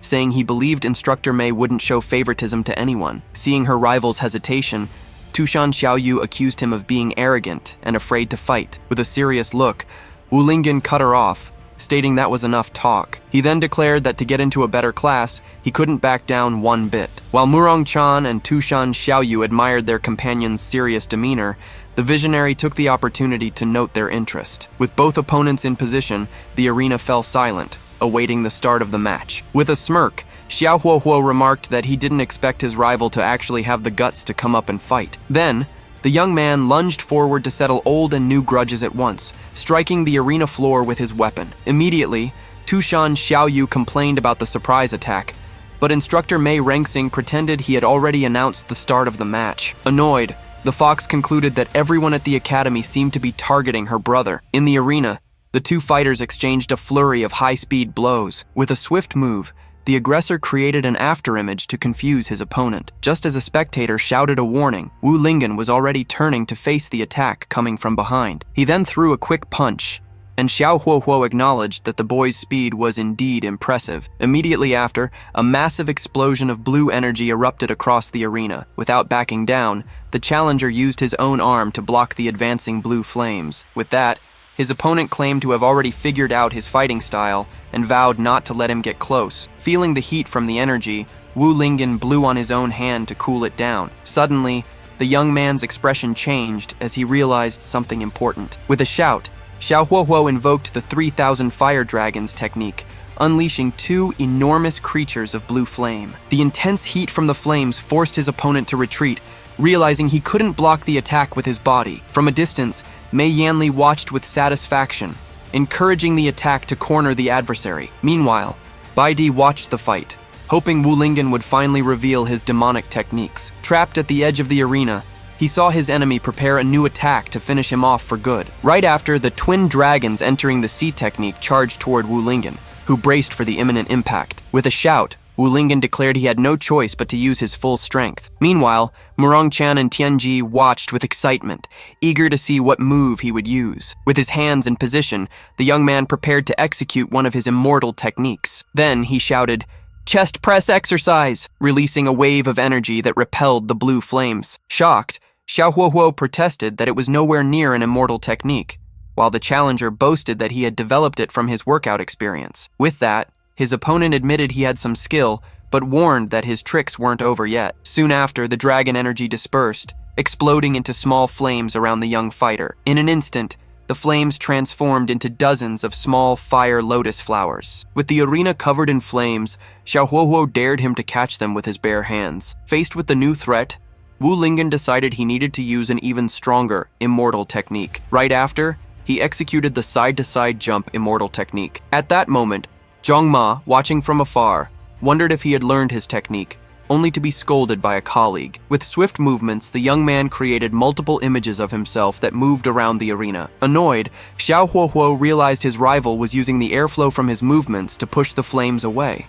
With his opponent surrounded by elemental fire energy, he prepared for a final attack. Thus, Xiao Huohuo summoned the Fire Rock Confinement Prison, surrounding the challenger with flames and rocks. Meanwhile, Tianji and Murong Chan questioned how he could use earth techniques, and the informant noted the absence of elemental fluctuations. A moment later, Mei Yanli bragged about Xiao Huohuo's 5-element exchange technique, causing the young man to complain that he was just making up names. With a smirk, the opponent reflected on how the natives of this world didn't understand the principles of the 5 elements. In the upper seats, Dean Yu Tianxing ordered Huang Luhong to record the boy's technique. However, the instructor remembered the high cost of spiritual rock crystals, making the dean choke in surprise. Back in the arena, Xiao Huohuo boasted that with knowledge of the world's principles, his techniques had infinite variations. With another shout, he prepared to launch his final attack. The young man then executed the rock-piercing blast, causing the walls of fire and rock to close in on his opponent. The rocks and flames then crashed down on Wu Lingen, who was trapped in the center of the explosion. Tianji and Murong Chan screamed his name, worried about the outcome of the attack. While the dean lamented the loss of his spirit stones, Huang Luhong tried to get his attention. With a meat leg in her hand, Murong Chan prepared to save Wu Lingen, refusing to stand by. However, Tushan Xiaoyu stopped her, stating that she shouldn't add to her brother's problems. With total confidence, the fox reassured her, guaranteeing that this little technique would be no problem for him. With an air of superiority, Xiao Huohuo claimed that a native of this world would never be a match for him, the child of destiny. Suddenly, the arena floor began to tremble and crack beneath his feet, leaving him surprised by what was happening. In the audience, everyone wondered what was going on, questioning if it was an earthquake. With a confident smile, Tushan Xiaoyu simply declared that her brother Lingen was truly invincible. Then, the floor shattered from below, revealing an intense yellow energy. Soon, Wu Lingen emerged from the rubble, performing the super speed bench press immortal technique. The scene left Xiao Huohuo completely shocked,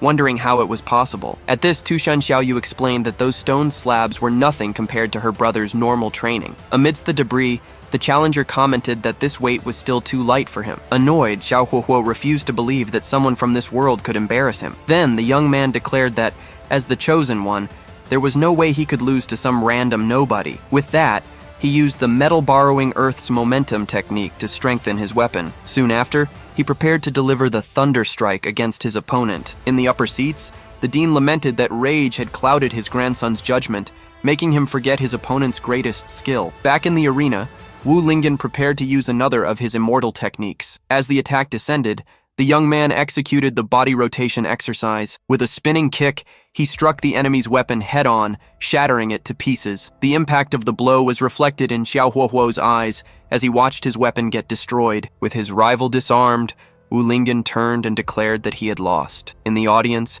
Tushan Xiaoyu and Murong Chan celebrated his strength and victory. From a distance, Mei Yanli grew angry, questioning how his fighter could lose to a boy with no cultivation. With his victory secured, the challenger began to walk away, leaving his enemy behind. Fallen on the ground, Xiao Huohuo screamed, refusing to accept defeat and ordering him to stay where he was. Then he stood up and asked Master Dan to lend him his strength, determined not to lose like this. So Master Dan appeared and questioned the request, refusing to risk his soul for a mere admission test. Faced with this refusal, the young Xiao Huohuo argued that coming to this world would be meaningless if he failed such a basic challenge. This reminded him of his past life as an ordinary student, ridiculed for reading comics on his way to school. In his memories, he wondered why he was the butt of the joke, and wished he had the power of a protagonist to get revenge. Suddenly, the memory of a warning shout pulled him from his thoughts. Soon after, the image of a desperate driver appeared as a truck sped toward him. In that instant, he recalled the moment he realized he'd been transported into the world of a comic book. In this new beginning,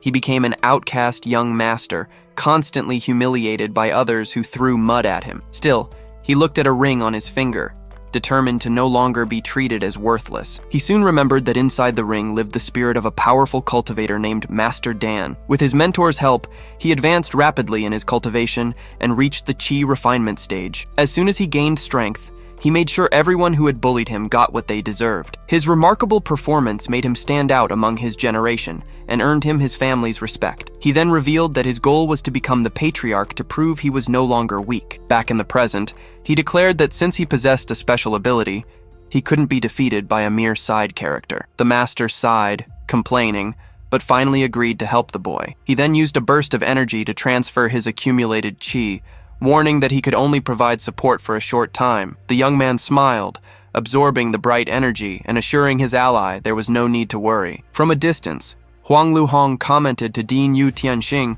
that the qi emanating from him seemed abnormal. The elder cultivator explained that although his strength was limited, the most important thing was his ability to summon the 5-element flames. The boy then summoned the flame of the water element. Right after, he launched a wave of explosive water at Wu Lingen. His opponent was hit head-on and trapped inside a water prison. Desperate, he began to drown and struggle inside the aquatic bubble. In the audience, everyone was startled, realizing the young man's cultivation base had skyrocketed to the golden core. Mei Yanli immediately accused the competitor of cheating, but Tushan Xiaoyu scolded him, demanding proof. The challenger then mocked his rival, claiming that even his superhuman strength would be weakened by the water. Next, he generated the metal element. Smiling, he summoned the black iron shard thorns technique to pierce his opponent. However, Wu Lingen quickly used a swimming technique to dodge the rain of iron spikes. As soon as he noticed the escape, Xiao Huohuo shouted that his rival wouldn't get away and summoned the wood element. Dark vines then emerged in the water and trapped Wu Lingen, immobilizing his movements. While the challenger commented on the branch's strength, the young man stated that this was the effect of a golden core level technique. Unexpectedly, he bit his own finger hard, drawing blood. At that moment, Master Dan questioned him for using his lifeblood, but the boy replied that he only had enough energy for one more strike and needed to secure the victory. With that, he explained the generation cycle of the 5 elements, preparing to combine all the powers. Little by little, all the energy concentrated in his hand, forming an intense light. He then unleashed the primordial Qi Heavenly Tyrant Slash attack against his trapped opponent. Immediately, the audience panicked upon realizing the fight had exceeded the Qi refinement level and screamed for help. At the last second, Dean Yu Tianxing leaped toward the arena to intervene.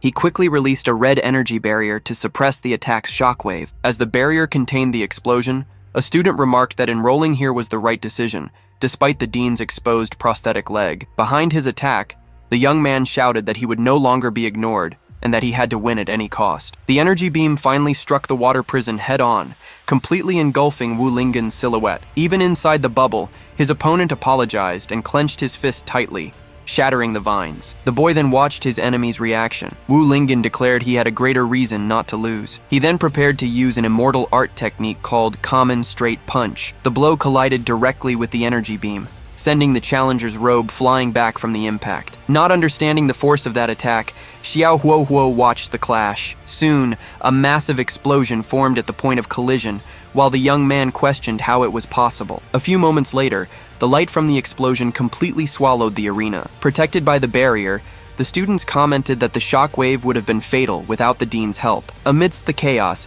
Yu Tianxing watched the smoke and wondered how a blow with no spiritual energy could be so powerful. The dust began to settle, revealing Wu Lingen's silhouette still standing. Fallen to his knees, the transmigrator heard Master Dan admit that they had been defeated. Even as the master told him to stop, the boy refused to accept it, claiming that as someone from another world, he couldn't possibly lose. His opponent then approached, apologized, and raised 2 fingers toward him. With a swift motion, he delivered a strike with his fingers that drove his adversary deep into the arena floor. Lying in the crater, Xiao Huohuo remained completely knocked out. Wu Lingen then glanced at his defeated opponent and revealed that he, in fact, was also a transmigrator. From a distance, Mei Yanli grew annoyed, questioning the winner's true strength. With the victory made official, Wu Lingen was hailed by the crowd as the announcer called out his name. As soon as he stepped down from the arena, Tushan Xiaoyu and Murong Chan embraced him, praising his strength and impressive punch. A bit embarrassed by the attention,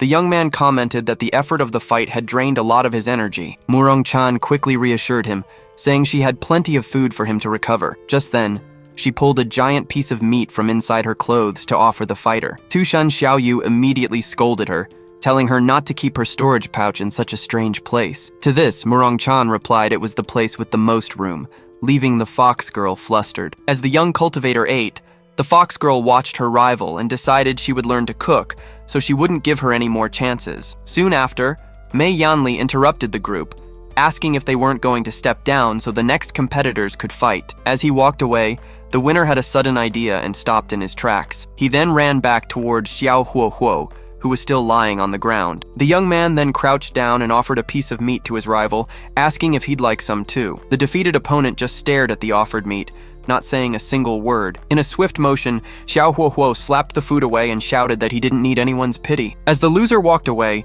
Tushan Xiaoyu promised to teach him a lesson, but Wu Lingen stopped her, saying he'd be in a bad mood too if he had lost. Right after, Murong Chan questioned his generous attitude, and he explained that he held no grudge since they were from the same hometown. At this, the 2 girls looked at him, not understanding the meaning of that word. From a distance, Mei Yanli watched the young man walk away and mocked him for proclaiming himself heaven's chosen. He then decided he needed to think of another way to deal with Wu Lingen. Suddenly, a punishment talisman was slapped onto his face, interrupting his thoughts. As soon as the talisman hit him, Xiao Chunhuo appeared and fined him 100 spirit stones for spitting on the ground. The young man recognized the instructor, and with no way to react, agreed to pay the fine immediately. As he handed over the stones, he swore to himself that he would make Wu Lingen pay for this humiliation. At that very moment, the winner sneezed unexpectedly. Murong Chan quickly offered him some ginger soup, but he refused, saying someone was probably thinking about him. A short while later, a voice called his name, making him turn to see Bai Di standing atop the arena. He recognized her the instant he saw her. Nearby, Mei Yanli commented that it wasn't that student's turn to fight yet. Ignoring the instructor, Bai Di addressed the young man, acknowledging his strength but questioning if it was right to ignore others like that. In the distance, Xiao Huohuo remarked that the girl had offended 2 people as soon as she arrived, walking away surprised at how easily he had been defeated. Right after, Bai Di accused him, stating that if no one else would expose his demonic cultivation techniques, she would do it herself. Not understanding the accusation, Wu Lingen asked what the young woman was talking about. She then asked Mei Yanli to move up her fight, and he agreed, informing her that an opponent would need to be chosen by lot. The instructor just smiled when the student refused the drawing. With her sword in hand, Bai Di challenged all advanced level students to come up to the arena and face her, with the exception of Wu Lingen. In the audience, a disciple asked if she thought she was invincible just because she had a higher cultivation level, to which another replied that, in fact, that was enough. Watching the scene, Xiao Huohuo commented to Master Dan that this was the woman he was interested in, but the spirit retorted that she only seemed to have eyes for Wu Lingen. The elder then reminded his pupil that Wu Lingen himself was also a transmigrator, advising him to stop dreaming of being heaven's chosen and to focus on his training. The young man, however, replied that having a rival with the same origin only confirmed his status as the chosen one, leaving the master annoyed. With a determined look, he promised himself he would overcome all difficulties and crush his opponents. Faced with the situation, Huang Luhong asked the dean if this wasn't against the rules, but Yu Tianxing replied that it was good to see some fire in the youth. The dean then asked Bai Di if she was sure of her decision, and the girl confirmed, saying she didn't want to waste time. With that, Yu Tianxing declared he was eager to see the skills of the new generation of cultivators. Without further delay, Mei Yanli shouted, announcing that the battle had begun. Outraged by the challenge, several students attacked at once, warning her not to be so arrogant. Unfazed, the swordswoman called their attacks insignificant tricks and began her technique. She then summoned the Dance of the 100 Sentinel Swords, creating a barrier of blades around her. One of the challengers shouted that he would break her defense with brute force and charged toward the circle of swords. With that, he raised his weapon and unleashed the frenzied blade of purple thunder strike. The young woman just watched him and questioned if he really wanted to compete in a contest of strength. The attack collided with the barrier in a flash of light. Moments later, it was stopped by the cultivator with her great sword. A massive explosion followed, throwing all the students away with the shockwave. The challenger who led the attack was thrown out of the arena by the impact. Shortly after, he landed hard on the ground in front of the other spectators. In the crowd, Zhongma remarked that she was indeed the greatest genius of her generation for defeating the young master of the Wild Blade sect in a single blow. Tianji added that the swordsmanship of Yujian Peak was truly impressive, as the victor watched her fallen opponents. Soon after, Tianji turned to Zhongma and asked why he didn't go up to the arena, since he had also been promoted. With a smile, the young master replied that he wouldn't lose to a mere subordinate, leaving Tianji confused by such pride. Suddenly, Bai Di noticed a movement in the dust. Soon after, one of the students who had withstood the previous attack lunged to strike her from behind. With a swift spin, the swordswoman disarmed him and flung him into the air with the force of her blade. Seizing the opportunity, the other challengers still standing decided to attack all at once. They all charged forward together, forcing her to defend herself while complaining that it was endless. Then, the cultivator formed a hand seal, declaring she would control the sword with her chi. With that, the warrior levitated on her blade in a pillar of light, as the crowd wondered if she had already reached the golden core level. At that moment, Zhang Ma explained that this wasn't a flying technique, but a move from Yujin Peak used to carry people with a sword. Next, rings of energy began to form around her body in midair. Amidst the glow, one of the defeated students yelled out, complaining that the technique was blocking their view at a crucial moment. Shortly after, the challenger raised her weapon and invoked the Ascension of 10,000 Swords technique. She then unleashed a shower of energy blades that rained down on all her opponents in the arena. In the next instant, all remaining challengers fell to the ground, defeated and pinned by the swords. Meanwhile, Tushan Xiaoyu admitted that the swordswoman was skilled, but still inferior to Wu Lingen. A moment later, one of the fallen students tried to speak, but only spat out blood. The injured student questioned why he was hit, while another suggested the young warrior did it on purpose. From a distance, a masked man watched the cultivator land in the arena. The stranger then commented to himself that she had grown even stronger. Soon, the announcer officially declared Bai Di the winner of the challenge. As soon as the fight ended, the victor turned and fixed her gaze on Wu Lingen. Then, she challenged him, stating it was time to settle their score. Without hesitation, the young man walked toward her and asked if she didn't need to rest, but she replied it wasn't necessary. She then claimed that defeating those opponents had cost her almost no energy. Witnessing the scene, Dean Yu Tianxing commented to Huang Luhong that he would let the two strongest students of that class compete. Shortly after, Huang Luhong released several monitoring drones to record the battle. Next, the small robots flew over the fallen competitors in the arena. One of the drones grabbed a student by the hair to remove him, as the injured boy cried out in pain. Unsure how to react, Wu Lingen tried to start a conversation. However, Bai Di cut him off, vowing to force him to use his full power and expose his identity as a demonic cultivator. Laughing at the situation, the challenger denied the accusation, explaining he didn't even have any cultivation as he brought a blade to his own neck. Following that, Wu Lingen questioned why she insisted on killing him, even if he were a demonic cultivator. The swordswoman replied that he knew nothing of what she had been through, as she recalled a bloody scene from her past. Realizing the young woman was even more enraged, Wu Lingen braced himself for the imminent attack. Soon, the cultivator invoked her technique, releasing a pillar of sword energy that shot up to the heavens. Faced with this, he felt the power of the spiritual qi and concluded he couldn't take the hit head-on. Thus, using an immortal art, the challenger leaped into the air the exact moment the energy struck the ground. The force of the impact launched him even higher, away from the explosion. As he dodged, the young man continued to ascend through the air. In the crowd, Zhang Ma questioned how he could fly with just the strength of his legs, while Tianji praised him. In the air, Wu Lingen commented that he had finally managed to escape the attack. Suddenly, the swordswoman appeared, flying on her blade, and dared him to escape her next strike. Shortly after, she readied her sword again, gathering energy in the blade. She then unleashed a massive vertical slash of energy toward her opponent. The attack struck the arena floor with destructive force, kicking up dust and debris. As the strike ended, the warrior landed amidst the smoke, with fragments falling around her. At that moment, the pavilion master questioned if the fight wasn't too dangerous, but the dean found the test interesting. With that, the cultivator prepared to face the immortal art coming her way. Suddenly, Wu Lingen appeared and blocked the energy sword with his bare hands. Murong-chan was stunned by the scene, while Tushan Xiaoyu stated that his strength was unimaginable. Even so, the challenger pushed forward,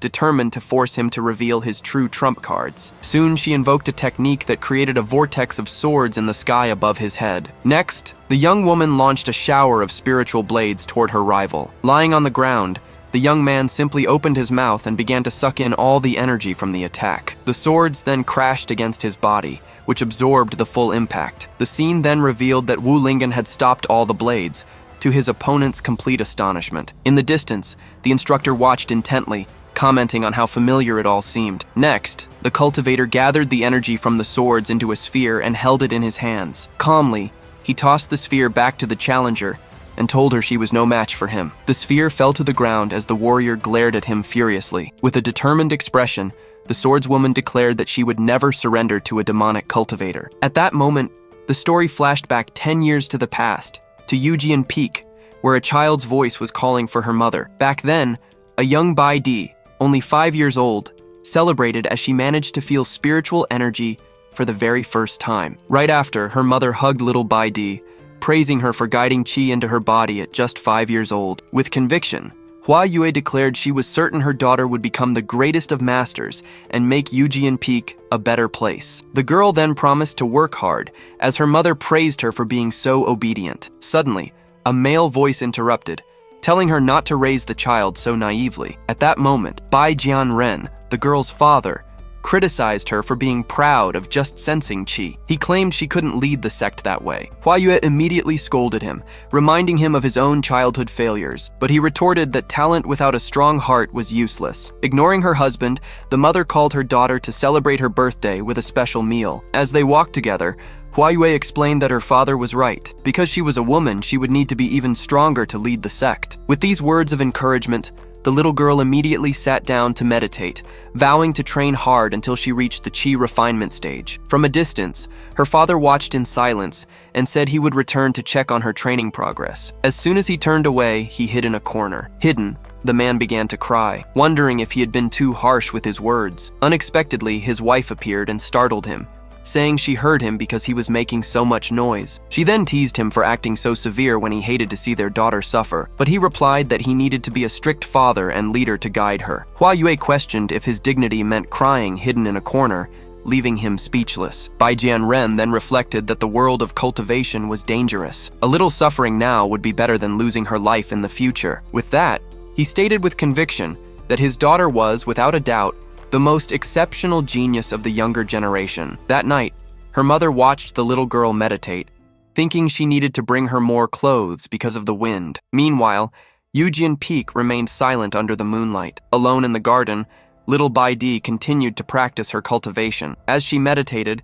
she thought she was very close to finally reaching the qi refinement stage. Determined, she focused even harder, resolved to become stronger so her parents would no longer fight. Suddenly, a shadow with a demonic aura appeared behind her without her noticing. Right after, her mother approached with a tray of snacks, telling her not to train so late. In that same instant, the shadow transformed into a large demonic figure with a red aura, as Hua Yue screamed her daughter's name. At the same time, another presence revealed itself. A demon with a sword and shield appeared on a nearby roof. The girl's mother then identified the figure as a demonic cultivator. Startled, Hua Yue dropped the tray of food on the ground. Despite the commotion, little Bai Di remained focused on her cultivation, repeating to herself that she was almost there. Just above, a violent collision of red and blue energy occurred. At the same time, the girl was nearing the chi refinement stage. With a final cry, the little girl finally managed to advance in her cultivation. Afterward, she turned and asked her mother how she had found out about her advancement so quickly. With no time to celebrate, Hua Yue hugged her and yelled for her to run from the demonic cultivator hovering above them. Then, the woman pushed her away and ordered her to find her father, taking the enemy's blow in her place. Dust rose from the impact of the attack. Soon after, Bai Jianren appeared with the guards and asked what had happened.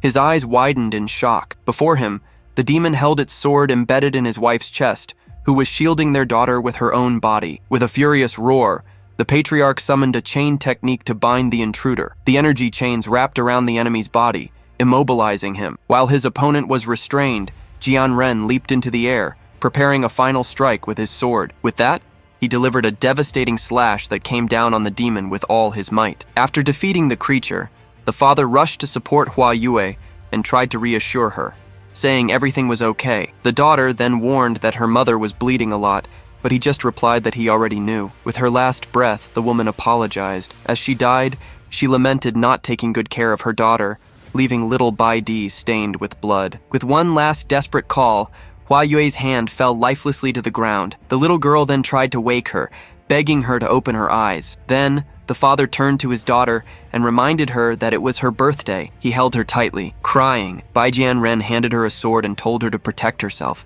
since her mother was no longer there. Back in the present, the cultivator declared she would never surrender to a demonic cultivator, while Wu Lingen insisted he wasn't one of them. With tears in her eyes, Bai Di swore to use her sword to exterminate all demons, while the young man was startled, not understanding why. The young woman then stated she knew ordinary strikes wouldn't work on him, but that he shouldn't underestimate her. She then explained that although her father had forbidden her from using this technique before reaching the Golden Core stage, she had no other choice against such a powerful enemy. Then, Bai Di raised her sword and recited the same incantation her father had used in the past. The dean and Huang Luhong watched the technique intently, as the pavilion master identified it as Yujian Peak's killing blow against demons. Yu Tianxing watched the scene with concern. However, as she performed the technique, the young woman coughed up blood, while Wu Lingen worried about her condition and tried to offer help. Suddenly, the same energy chains her father had used in the past emerged and bound the young man's body. With her opponent immobilized,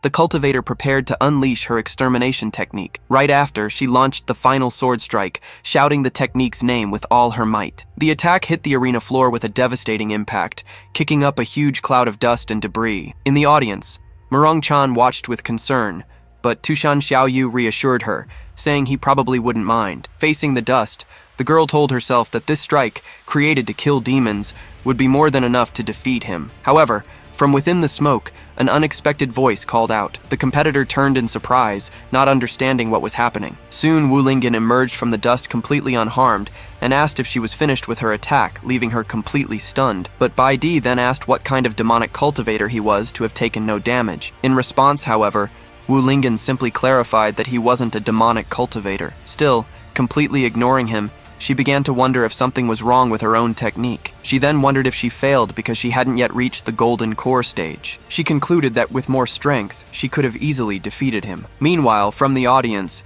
Dean Yu Tianxing watched the scene with an intrigued expression. Back in the arena, she released her aura, declaring she would break her limits to annihilate all demons. In that same instant, the Dean appeared behind her, looking terrifying. He then placed his hand on her shoulder and announced that the competition was over. At that moment, the audience began to speculate that the fight was stopped out of fear that she might actually kill Wu Lingen. However, a masked man stated that it was already too late to stop anything. As soon as he finished speaking, he pointed and fired an energy blast toward the arena. The attack shot across the battlefield and struck Bai Di squarely in the back of the neck. Next to her, the Dean noticed a strange aura forming around her body. Yu Tianxing turned, his expression turning to alarm as he realized something was wrong. Immediately, a shadow wreathed in an aura rose from the ground, taking the form of a creature. The demon then let out a roar that echoed throughout the entire arena. Seeing this, The dean's face hardened with irritation. As the creature grew, he wondered how a demonic cultivator had managed to infiltrate the event. With that, he ordered the instructors to protect the students,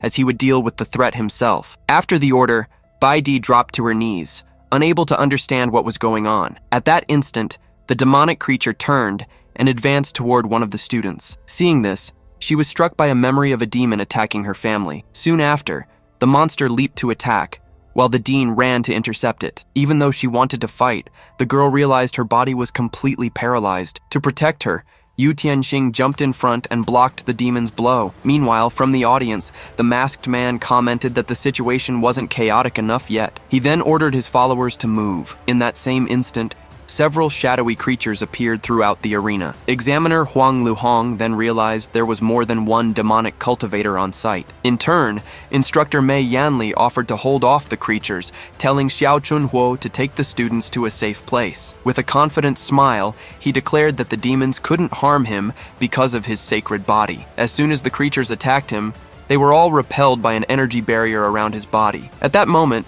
students in the audience remarked that the instructors were truly reliable, despite their appearance. Finally, Tushan Xiaoyu watched the fight with a curious expression. After the attack, Mei Yanli remained standing without a single scratch, to everyone's surprise. Meanwhile, Dean Yu Tianxing prepared to protect the competitor from the larger creature. The demon then attacked him with a powerful punch that was blocked at the last second. With his eyes glowing, he activated one of his special combat techniques. The dean then unleashed a blast of energy from the sky, striking all the demons at once. The students watched the explosion as one of them commented on the master's impressive skill. Right after the attack, however, Yu Tianxing showed signs of great physical strain. At the same time, Bai Di recovered and prepared to attack the creature approaching from behind. The demon, however, advanced at high speed and attacked her before she could react. At the moment of impact, she turned with a look of surprise on her face. Unexpectedly, Wu Lingen appeared and blocked the attack with just one hand, saying, "You shouldn't bully girls." Surprised, she questioned why he was saving her after everything she had done. He then asked if the creature was her pet,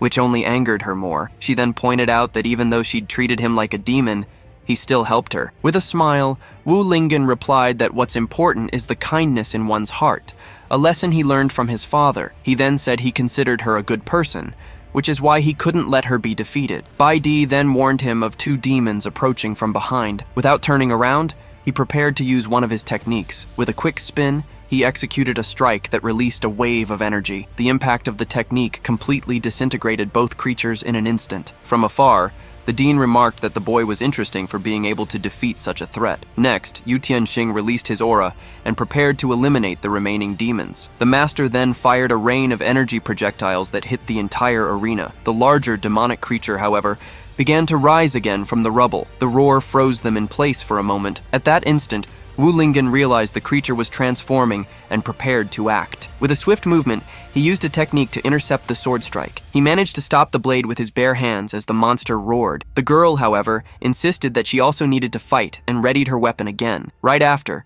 she broke free and charged forward alone to attack the demonic creature. With a precise strike, the competitor landed a direct hit on the monster's arm. Following that, Bai Di looked up, celebrating the success of her attack. As the monster remained standing, Wu Lingen commented that she really was a good person. The creature's body then began to dissolve into a liquid that spread across the ground. Seeing the scene, the young woman stood still in the pool of liquid, not understanding what was happening. Suddenly, Bai Di fell to her knees as she realized the monster was poisonous, putting Wu Lingen on alert. As he held the sword, Wu Lingen noticed the poisonous mist was much stronger than before. Suddenly, the blade was pulled back. Right after, the creature charged forward to crush them, as Bai Di screamed for him to be careful. Even as he tried to move, the young man realized his body was completely paralyzed by the poison. With that, the girl leaped in front of him, using her own sword to block the blow. As she struggled to hold on, she said she couldn't last much longer. In a last-ditch effort, Wu Lingen grabbed her and managed to escape the attack. The creature's impact then slammed into the ground, kicking up a cloud of dust. Seeing him unharmed, the competitor asked why the poison didn't affect him, but he couldn't answer. She then suggested he might have antibodies from a previous encounter. The young man then asked if she had ever faced a monster like that before, but he was cut off. Even though she wasn't affected by the poison, the girl admitted she wasn't sure if she could defeat that demon. Hearing that word, Wu Lingyan remembered his father and thought that demonic cultivators didn't look like that. Unexpectedly, the monster began to undergo a new transformation. The creature then let out a deafening roar that echoed throughout the entire arena. As it roared, Bai Di was thrown back by the force of the impact. Lying on the ground, the young man begged her to use her special move against the monster. The competitor, however, revealed that her hands were trembling and would no longer obey her. Suddenly, the mysterious hooded man appeared with a smile on his face. With an air of superiority, he declared that this was the perfect moment to save the day. Beside him, Master Dan advised him to be careful, but he boasted that the plot was on his side. Next, Xiao Huohuo turned to Bai Di and told her to just watch his show. Facing the monster's roar, the young woman prepared to fight, even without her strength. The newcomer then clasped his hands and began to focus his energy. Soon, he materialized a massive sword in his hands, preparing to attack. With his weapon ready, the hooded man leaped toward the monster to strike. The blow cut through the air and hit the creature's side with great impact. From a distance, Wu Lingyan warned him about the poison released from the monster's arm. With a smirk, he replied that he already knew that. Next, Xiao Huohuo activated a technique that engulfed his body in flames. The technique transformed into a fire dragon that charged at the demonic creature. With that, the clash of their attacks generated an explosion that lit up the entire arena. Right after, he retreated into the air and prepared to deliver the final blow. The hooded man then raised his weapon and struck with a vertical slash. Unexpectedly, the monster managed to block the blade with its own arm, leaving him surprised. The creature then shattered the energy sword and threw him far away with the impact. Injured, he refused to retreat, claiming that as the chosen one, he would fight to the end. In response, the demon fired several dark projectiles in his direction. In the distance, Bai Di watched the scene, completely frozen. Soon, the girl recognized the technique as being from Yujian Peak and began to question the monster's identity. The creature then let out a roar and charged forward at high speed. Seeing the danger, Wu Lingyan jumped in front of her and shielded her with his own body, getting pierced in the back. As he held her, he said that was to repay the favor from before. Suddenly, Dean Yu Tianxing appeared, wreathed in a fiery aura, yelling at the monster for hurting his students. He then manifested a gigantic energy form and declared that the creature was going to die. The smaller demonic creatures charged forward to attack the master's energy manifestation. Completely surrounded, Yu Tianxing complained about that group of demonic cultivators. From afar, the masked man commented that the real show couldn't be interrupted yet. As she held him, Bai Di asked how she could cure him of the poison, but he said he was already out of strength. Overhearing the conversation, Tianji remembered that the only way to neutralize the poison was with antibodies. With that, the girl raised her sword and said she would use her own blood to save him. Suddenly, a shadow lunged toward them at high speed. The monster then leaped into the air, ready to crush them both with a single blow. Realizing she wouldn't have time to cut her wrist, the competitor looked at Wu Lingyan. Without hesitation, she held his face and kissed him in front of the entire arena. The kiss continued as debris from the previous attack rained down around them. Completely shocked, Xiao Huohuo fell to his knees, unable to believe what he was seeing. The crowd went wild, as one of the students commented that he already suspected their relationship. Murong Chan clutched her chest, while Tushan Xiaoyu furiously screamed for her to let him go. In the next instant, the creature's attack hit the ground, but the two had already vanished. As soon as the kiss ended, Wu Lingyan activated one of his techniques, his hand glowing. Right after, he leaped into the air carrying the girl and prepared a deadly punch against the monster. The attack struck the creature from below, creating a devastating impact. After the blow, a trickle of blood ran from the corner of his mouth. Finally, he adjusted her in his arms and declared that his strength had been restored. As he held her, Bai Di watched him with a flushed face, unsure of what to think. But with a confident smile, the young man looked back at her, and she realized he was quite handsome. Soon after, Wu Lingyan asked why her face was so red, and the young woman replied it was because of her injuries. Seeing the scene, Dean Yu Tianxing seemed relieved that nothing serious had happened. Then, he turned to the demons and unleashed a massive fire attack to make them pay. Meanwhile, the masked man watched the shower of energy projectiles approaching, but with a swift move, he used an energy technique to shield himself from the attack. Back on the ground, Yu Tianxing pointed at him and identified him as the true culprit. Right after, the dean ordered him to die on the spot, and so, the hand of the energy manifestation lunged forward to crush him once and for all. Because of this, the blow struck the ground, causing a massive explosion. After the impact, a surprised expression appeared on Yu Tianxing's face. In the middle of the crater, he found a substitution dummy and realized the trick. Not understanding the situation, the dean wondered what the demon's true objective was. Soon after, the scene shifted to the front of the Academy's library pavilion. At that moment, dark energy portals began to open on the pavilion's walls. Inside, the masked man commented that the heroes were foolish to think he would attack from the front. With that, he summoned several spider-like creatures from an energy sphere in his hand. Next, the intruder stated that he just needed to find a certain item to complete his plan. The creatures then scattered through the shelves until one of them found what it was looking for. Soon, one of the arachnids brought a book and left it at his feet. The masked man then picked up the item and mocked the Academy's lack of security. With the book in hand, he looked up with a victorious expression. Suddenly, a voice declared that the library was a restricted area, with a hefty fine for trespassers. Seeing the janitor, the intruder taunted him about his fall from power, but he replied that it was none of his business. The guardian then demanded that he restore the place and pay the fine immediately. With a defiant smile, the masked man asked what would happen if he refused. At that moment, the janitor warned him not to say he wasn't warned and lunged forward to attack with his broom. In the next instant, however, the guardian's body was pierced by a counterattack. The impact threw him out of the building with tremendous force. Meanwhile, from the main arena, Yu Tianxing saw the explosion and realized something had happened at the library pavilion. He then ordered the other instructors to protect the students as he was going to check on the situation. Right after, a figure leaped into the air at high speed, heading for the pavilion. Watching the scene, Tushan Xiaoyu commented that the world seemed to be on the brink of an era of chaos. Back at the library, the janitor used his long beard to attack the masked man from a distance. However, the intruder mocked him for causing even more destruction than he had, despite being a guardian. Unharmed, the man reappeared and added a repair fee to the intruder's fine. Soon after, the masked man's arm detached and fled through an energy portal,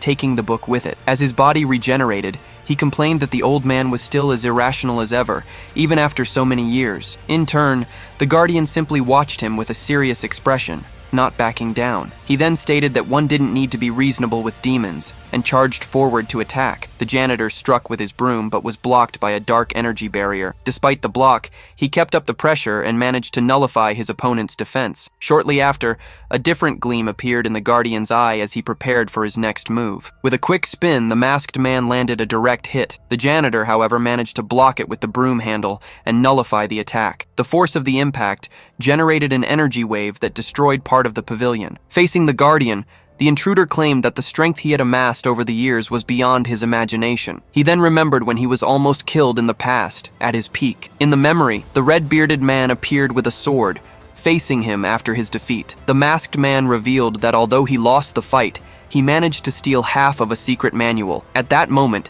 the image of the former guardian appeared, holding the book with his sword in hand. Back in the present, he gloated about finally recovering the manual and questioned his opponent's silence. However, the guardian remained silent, his face hidden in shadow. Unexpectedly, he just added another fine for destroying the Academy's facilities. Annoyed, the intruder transformed his arm into a claw and leaped forward to settle the score. The attack missed because he managed to jump just in time. However, the arm was already coming back at him, leaving him astonished. With that, he stated that he would have to use his weapon once more and pulled a blade from within the broom. Immediately, the guardian countered with a slash of his sword. The clash between the two combatants generated an energy explosion that spread throughout the library. Confused, the masked man watched his dark energy arm begin to disintegrate. Before him, the janitor raised his flaming sword and declared that his remnant fire blade had been unsheathed. Surprised, the masked man recognized the weapon as the guardian's aura enveloped him. He then recalled how that very sword had been destroyed in the past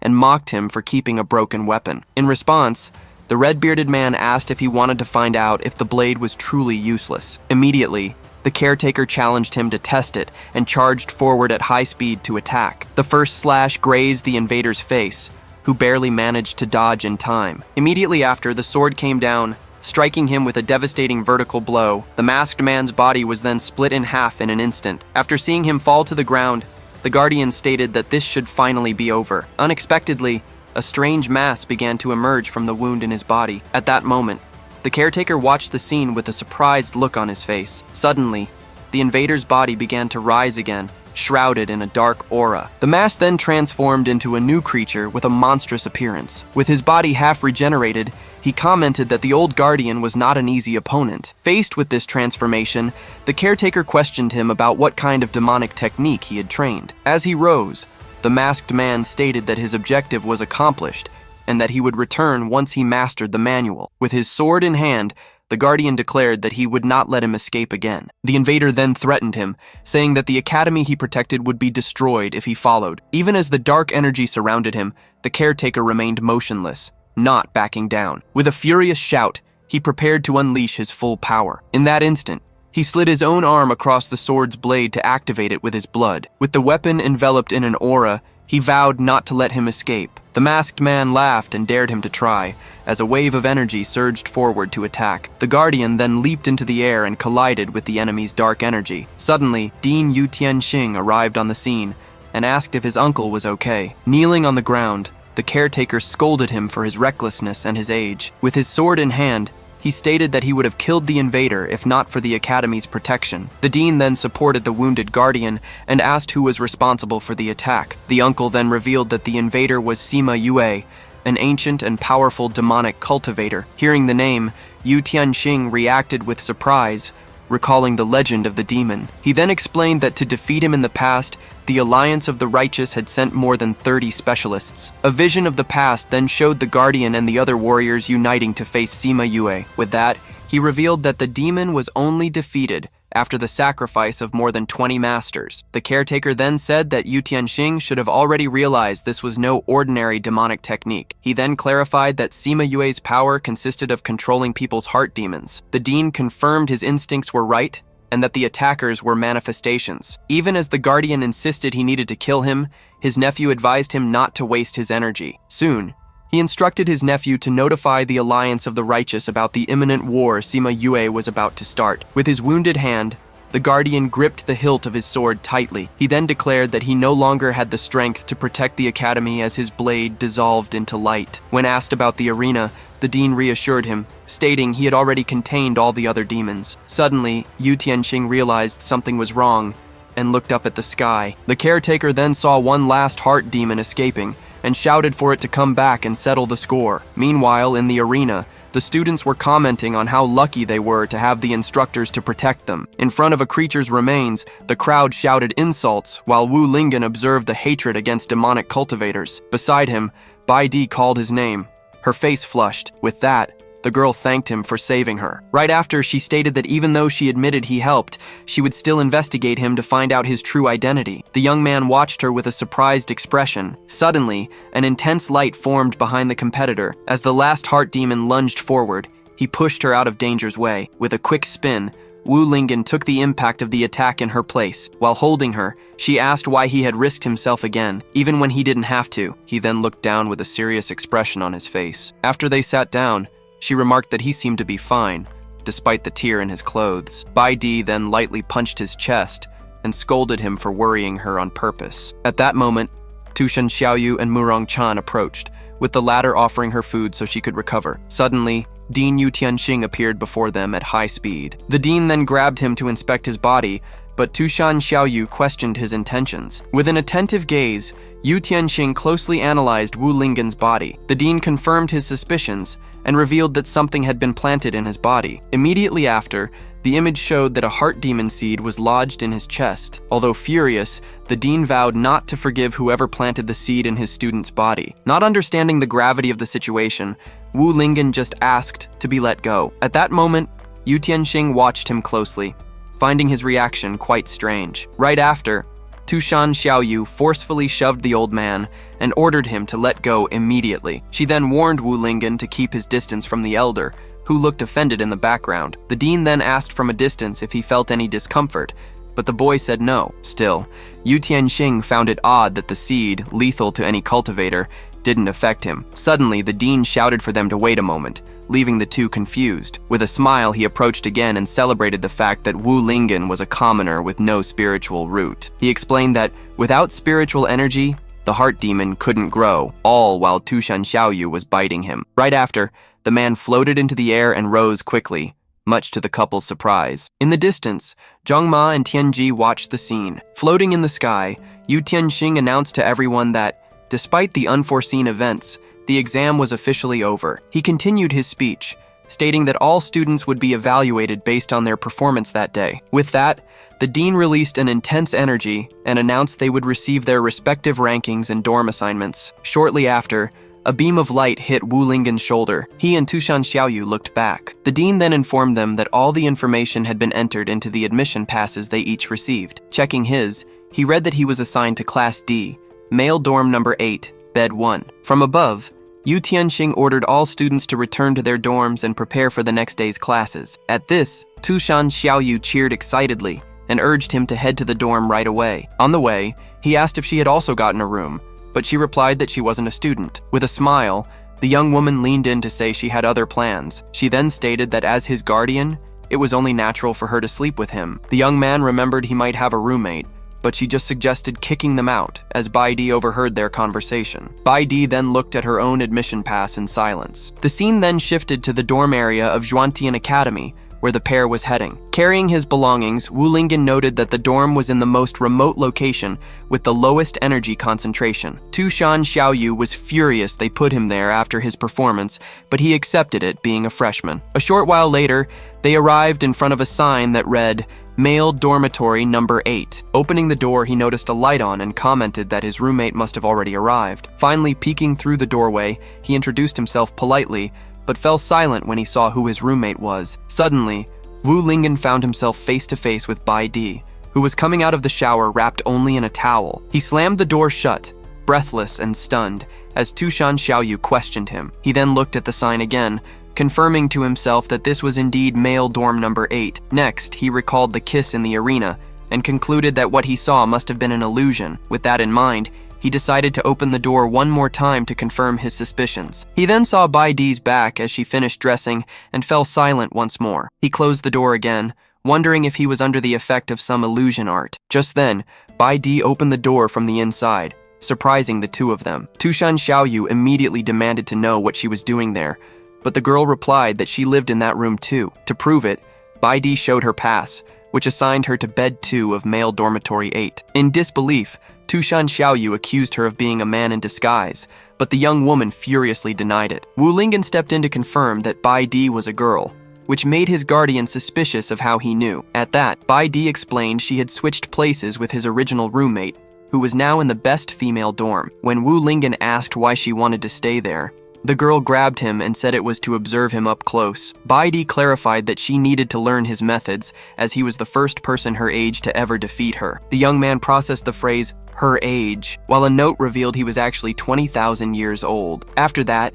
he finally entered the room with his things. He warned that living together would be problematic, but the girl said what happened was just an accident. Bai Di then argued that if he could live with a fox, he could live with her too, which irritated Tushan Xiaoyu. She then promised to just watch him in silence, making him reluctantly agree. Tushan Xiaoyu then called him to bed, ignoring Bai Di, but he questioned if they would sleep together. She pulled him to her side, said there was nowhere else, and he eventually agreed. Lying down, he felt something watching him, while Bai Di was in the other bed with her eyes closed. The scene showed a candle going out, and Bai Di's face at rest. Shortly after, Wu Lingen asked Tushan Xiaoyu if the academy invaders were really demonic cultivators. He continued, saying their techniques seemed different from the ones his father and the others used. Hearing this, Tushan Xiaoyu decided she no longer needed to hide the secret from him. She then revealed they weren't ordinary demonic cultivators, but heart demons. As the scene shifted to Zhengyi Peak, a remote place under the moonlight, Wu Lingen processed the information. Meanwhile,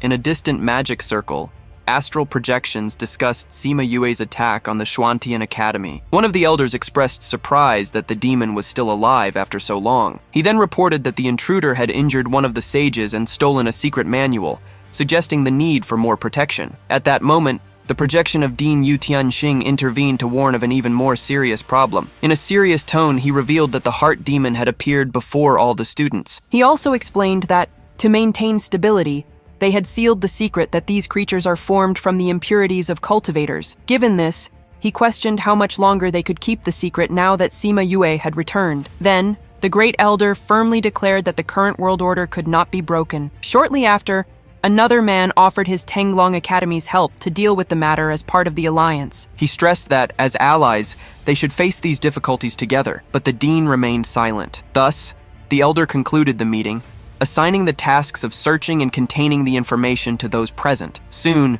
the astral projections dissolved and vanished from the magic circle. Meanwhile, a silhouette observed a sphere, wondering how the academy could be number one after being so easily invaded. The image revealed Shenwei Wang, the dean of Tenglong Academy, who vowed that his school would become the most powerful. The scene then returned to men's dormitory number 8, where the conversation continued. At that moment, Tushan Xiaoyu finished her explanation, stating that this was why heart demons were the biggest taboo in the cultivation world. After a moment of silence, she realized the young man wasn't responding and called out to him. To her surprise, Wu Lingen had fallen asleep in the middle of her explanation, which irritated her. So she decided it might be better if he didn't know all the details and settled down to sleep. Shortly after, they both fell into a deep sleep side by side. In the middle of the night, Baidi suddenly sat up in her bed. In that instant, her eyes glowed with a red light in the darkness. The next morning, the scene showed the dormitory's facade in the daylight. Then,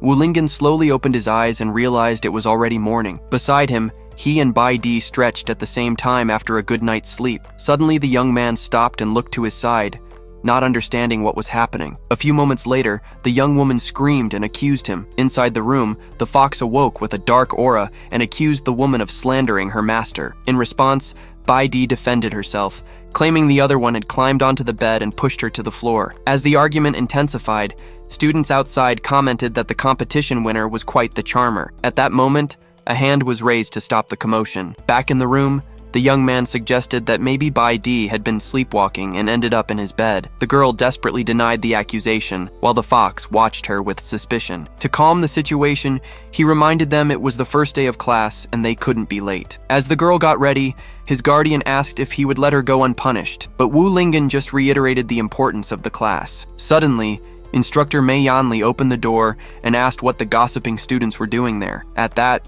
the two guys tried to play it cool, saying they were just passing by with no intention of spying. Right after, they ran to class so they wouldn't be late, leaving Baidi watching from the doorway. Next, the pair started walking toward the classroom, closely followed by the girl. On the way, the young man asked why she was following them since they weren't in the same class, but she said that watching him was more useful. With that, the two girls started arguing again, while Wu Lingen begged them to stop. Shortly after, they arrived in front of the sign for the Class D school building. Despite the argument, the three of them entered the classroom together. As soon as they walked in, Tianji appeared and asked in surprise what Chief Lingen was doing in that class. He then explained that the classes were divided by performance, with Class D being for the worst students. The young man lamented that his talent had only landed him in the worst class, while Tushan Xiaoyu complained that he had taken first place. Suddenly, a voice from the front of the room ordered everyone to be quiet. Then, Instructor Mei Yanli introduced himself and demanded absolute silence during his class. Both Tianji and Wu Lingen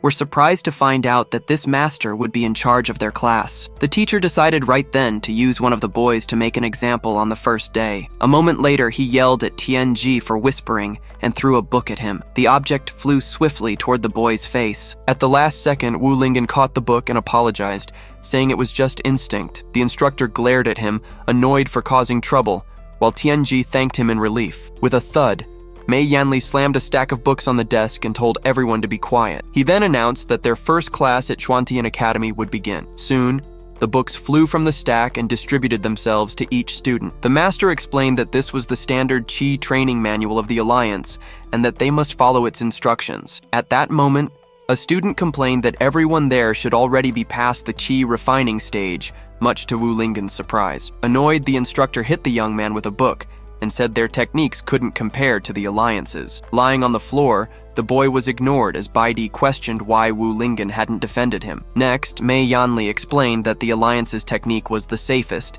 and that everyone must use it. He then turned to the class and said that since they already had experience with Qi refining, they would have a test. The instructor threatened to expel anyone who couldn't guide Qi into their body by the end of class. While the other students seemed confident, Wu Lingen was visibly apprehensive about the task. Holding the book, he panicked and wondered what he would do, since he had no experience at all. Bai Di then closed her eyes to focus on the technique from the manual. Right after, she formed a hand seal and channeled her energy according to the instructions. With that, a small sphere of power formed at her fingertips. Next, she fired the energy beam toward the back of the room. The energy hit and destroyed one of the desks, surprising instructor Mei Yanli. Just then, Tushan Xiaoyu remarked that it was impressive she got it on the first try, but called her a show-off. The master approached and praised the student's good work. He then informed her she would have to pay for the broken desk after class. Next, Mei Yanli looked at Wu Lingen, doubting he could guide his qi without a spiritual root. Meanwhile, a student noticed the instructor's pants were slipping, but another suggested it might just be one of his habits. Beside him, the fox asked him not to push himself too hard, but the young man replied that he needed to feel the energy. So, he prepared to begin, while Bai Di watched him closely and took notes. With great effort, he shouted that he could finally feel an energy building inside him. Suddenly, a strange sound echoed from beneath him in the room. The scene revealed he had passed gas, leaving Tushan Xiaoyu and Bai Di completely speechless. Lying on the floor, he complained that he still couldn't feel any energy, making the girl question his training method. Next, he grabbed her by the shoulders and begged her to teach him how to feel spiritual energy. Though confused, Bai Di explained that he should imagine his body as a bottle and feel the energy like water flowing into it. With that, Wu Lingen closed his eyes and tried to visualize his body as a bottle filling with water. A moment later, he remarked that he seemed to finally be feeling something. Right after, he passed gas again, causing the young woman to back away while suggesting he try a different method. While other classmates celebrated their success, the young man lamented his failure, and Bai Di wondered how he was so strong without feeling any energy. At that moment, the instructor called for their attention and warned those who succeeded not to celebrate too soon. He then showed an energy sphere to the class, who wondered where it had come from. The master tossed the energy spheres to the students who had completed the initial task. One of the students grabbed the energy sphere with both hands. Instantly, the object's weight crushed him to the floor, making him scream in pain. The instructor explained that the sphere was designed to become lighter the more energy was injected into it. The student then struggled to channel his energy into the sphere and lift it off the ground. With a smile, Mei Yanli added that the sphere only accepted energy from the Alliance's technique. Otherwise, it would get even heavier. Tianji explained that the energy sphere game was a popular sport in the cultivation world, something Wu Lingen compared to basketball. With that, the instructor launched several spheres and ordered everyone to use their absorbed energy to fill them completely. Soon the spheres rolled toward the students, who braced themselves for the challenge. While Bai Di lifted hers with ease, Tianji was still struggling with the weight in his hands. Meanwhile, Wu Lingen tried to lift one of the spheres, but was warned that brute force alone wouldn't be enough. Determined not to be expelled, the young man decided to use all his spiritual energy, which he mistook for physical strength. With his muscles tensed, he strained with all his might to try and lift the sphere off the ground. At that very moment, Dean Yu Tianxing was combing his hair in front of a mirror. Suddenly, he noticed something approaching in the sky and commented on how quickly it had arrived. A massive flying ship appeared over the academy as Shen Wei Wang announced his arrival. From the ship's deck, the visitor watched a beam of light shooting up toward the sky. The light then materialized before the vessel, revealing Yu Tianxing with his powerful aura. In a sarcastic tone, the local dean greeted the newcomer, saying he hadn't had time to prepare a welcoming ceremony. The leader of Tenglong replied that he rushed to help as soon as he heard the academy was in trouble. Suspiciously, Yu Tianxing commented on the large entourage, but was told they also wished to learn from the best academy. The host then stated with a smile that this was the true purpose of their visit. Suddenly, an energy sphere flew out of the classroom and shot up toward the ship, surprising both deans. The impact then struck the underside of the vessel with great force. On the deck, Shen ordered them to prepare the defenses, questioning if they were demonic cultivators. Meanwhile, the classroom roof collapsed, causing panic among those present. As the ceiling caved in, Wu Lingen raised his hands to protect himself from the debris. Right after, the instructor furiously scolded him for using too much force and destroying the classroom. Amid the dust, Yu Tianxing figured the boy was up to no good again. At that moment, he turned to the silhouette in the smoke and asked if Shen was all right. As soon as the visitor emerged from the cloud, the sphere hit him in the face, sending his men into a panic. The Zhuantian dean explained it was just an explosion from one of his spheres, covering for the young man. Holding the object that had hit him, Shen remarked on the explosion's power. Even though he was injured, he suggested they use the spheres for a competition, while Yu Tianxing recommended he tend to his wounds. It was confirmed that there would be an exchange competition between the academies using the energy spheres. Shortly after, Dean Yu Tianxing began to explain the situation to the assembled students. He then announced that the 5 chosen to represent the academy would be Wu Linggen, Bai Di, Tianji, Zhong Ma, and Xiao Huohuo. At that moment, Tianji raised his hand and asked for permission to ask a question. He started by saying he understood the choice of the others, as they had been the top students in the admission competition. He then argued that his own strength was among the weakest and that he feared embarrassing the academy. The focus then shifted to the young man, who looked unsure about the decision. Wu Linggen tried to encourage him, reminding him not to underestimate himself,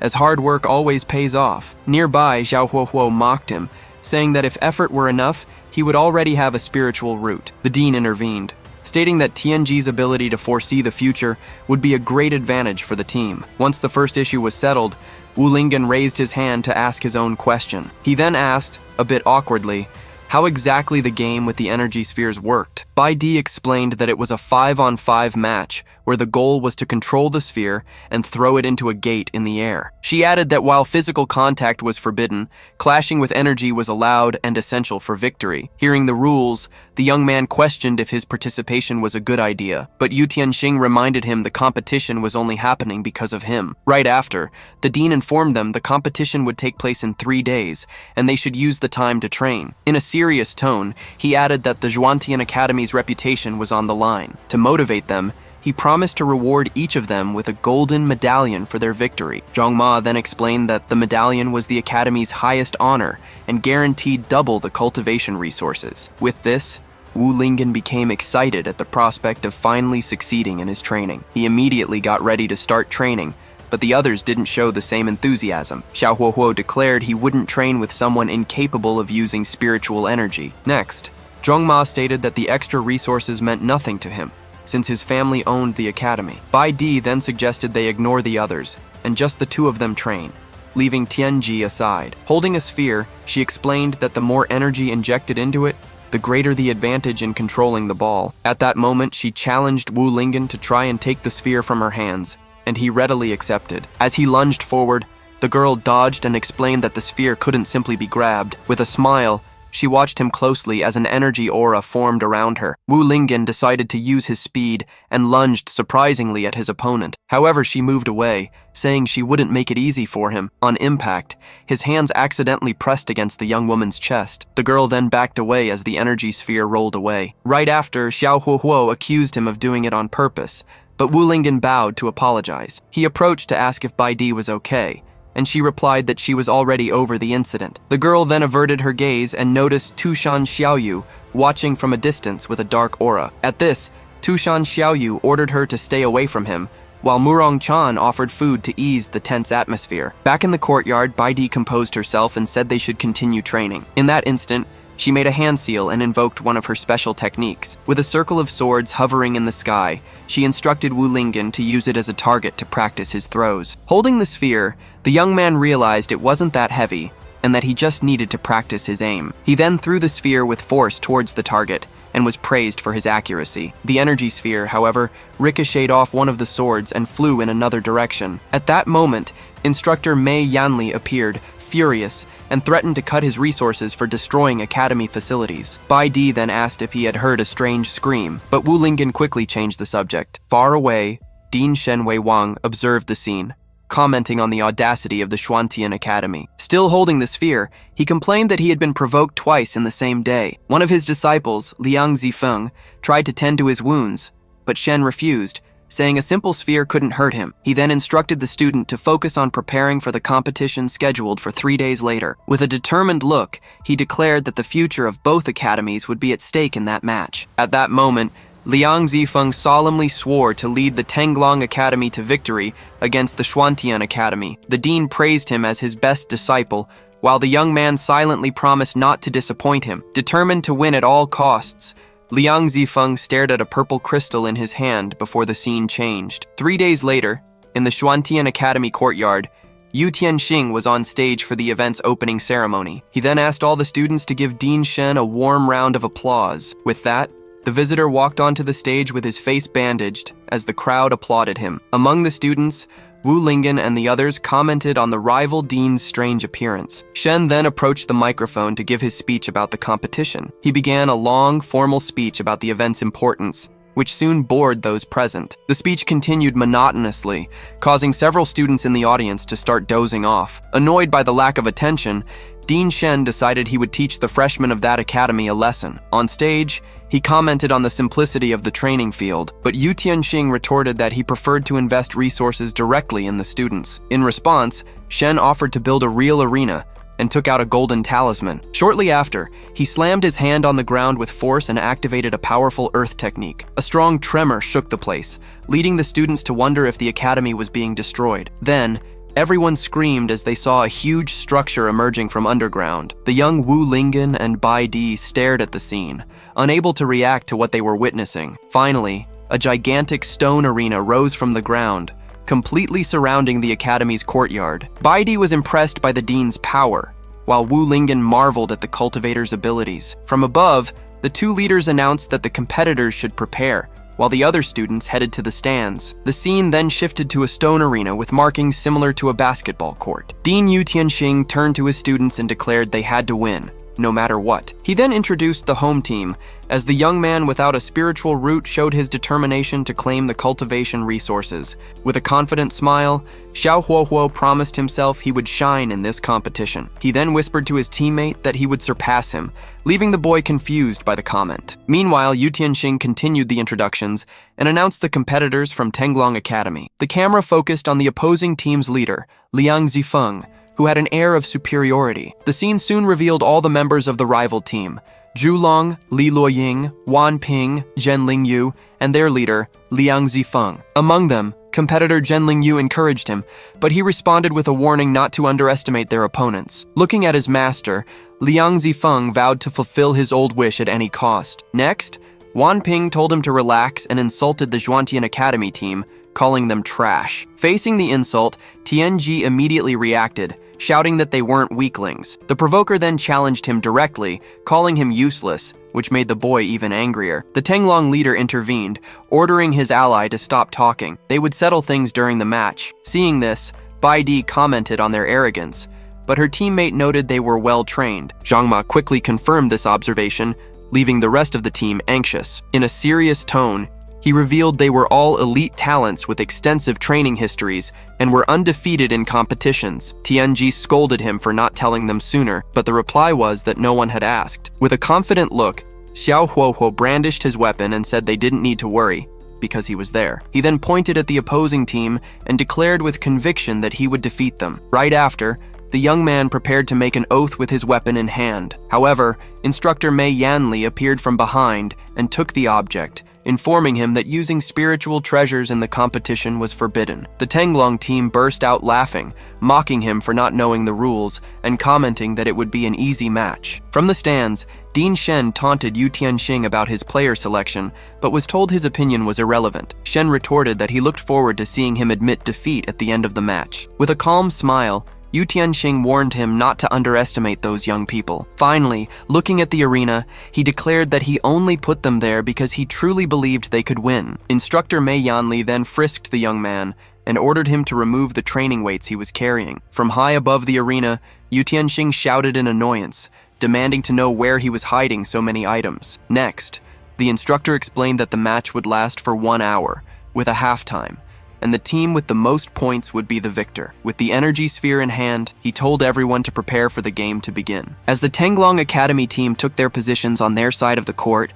waiting for the starting whistle, the Zhuantian team also got into position. A moment later, the sphere was tossed into the air with the command to begin. Determined to get the first possession, Wu Lingen jumped confidently, but was surprised to see someone fly past him in mid-air. Xiao Huohuo surpassed him in mid-jump and declared the first point would be his. Before he could reach the sphere, Liang Zifeng suddenly appeared and swatted it away, taking possession. He then passed the ball to his ally Wan Ping, who caught it firmly in mid-air. With control of the sphere, Wan sped down the court, while Tianji positioned himself to try and stop him. His opponent then faced him with a disdainful smile and asked if he really thought he could stop him. In shock, Tianji watched his opponent blaze past him at incredible speed. In a single move, Wan Ping scored the first point, giving them the lead and leaving the boy stunned by his speed. The instructor announced the score, 1-0, as the two deans watched in complete silence. On the winning side, the Tenglong team mocked them, commenting that their rivals were too weak. Unfazed,